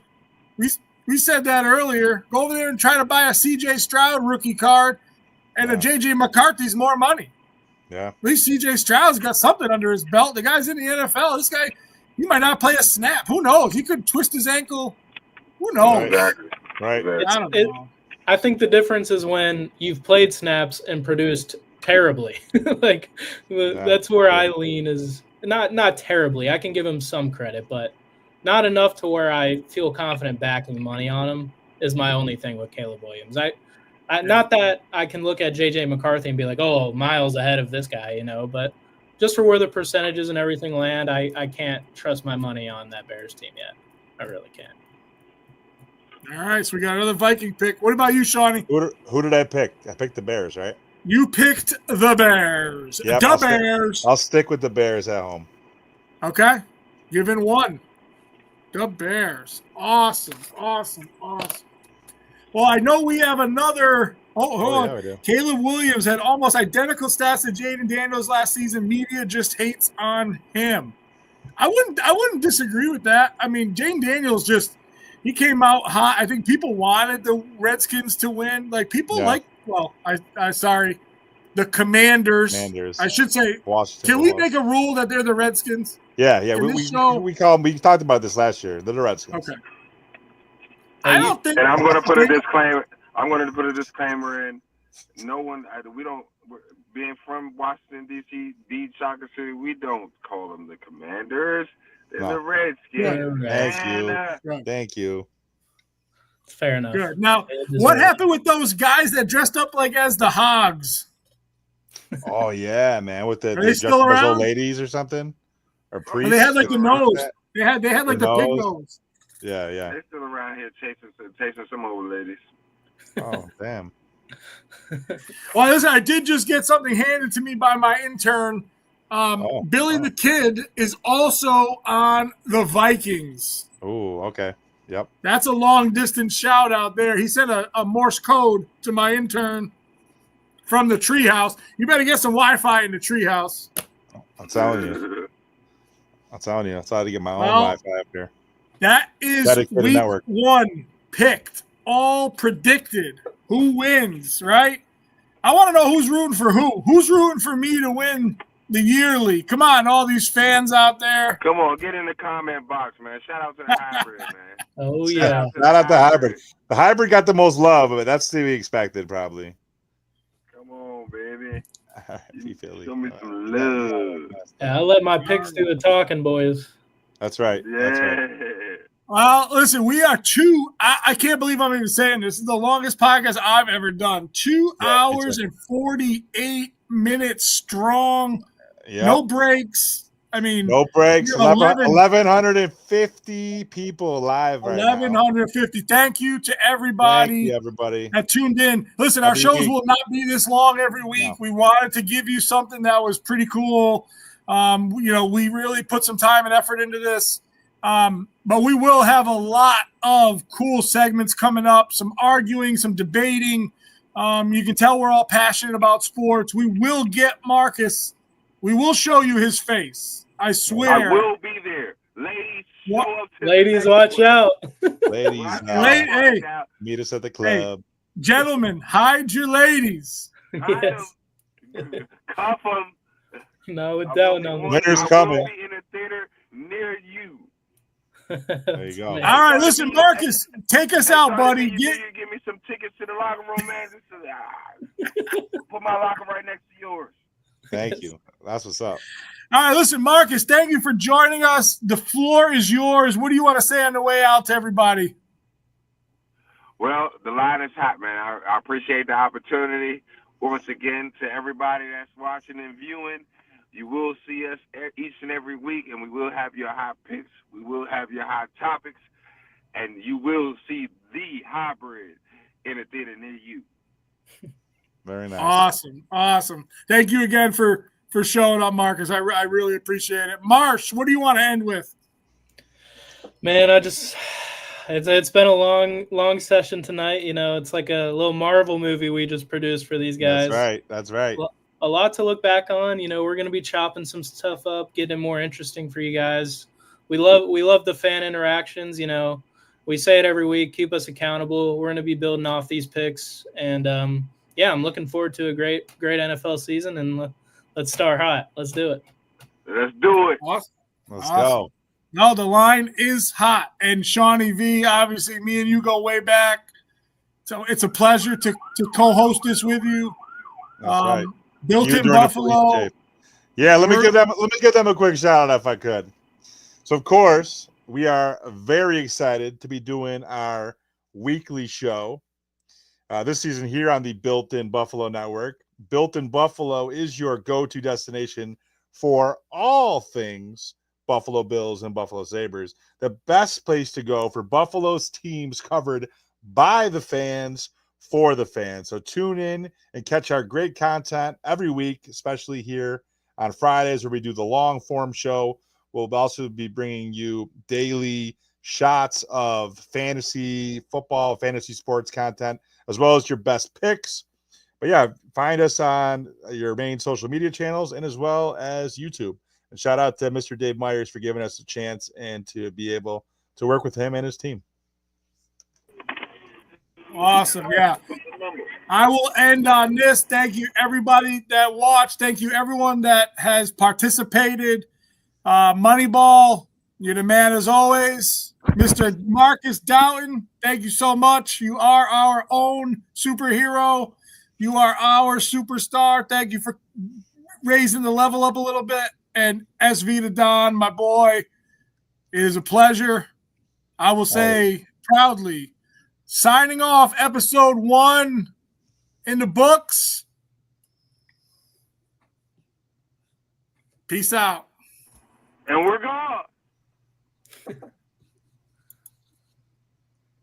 In the zone, on the field, feel the energy. Crank it up, got that drive, like a synergy. Hear the crowd roar, that's my soundtrack. I'm on a mission, no turning back. Gain face on, step by step we climb. Like we're climbing mountains, feel the time. Unstoppable forces, break the mold. Moving fast.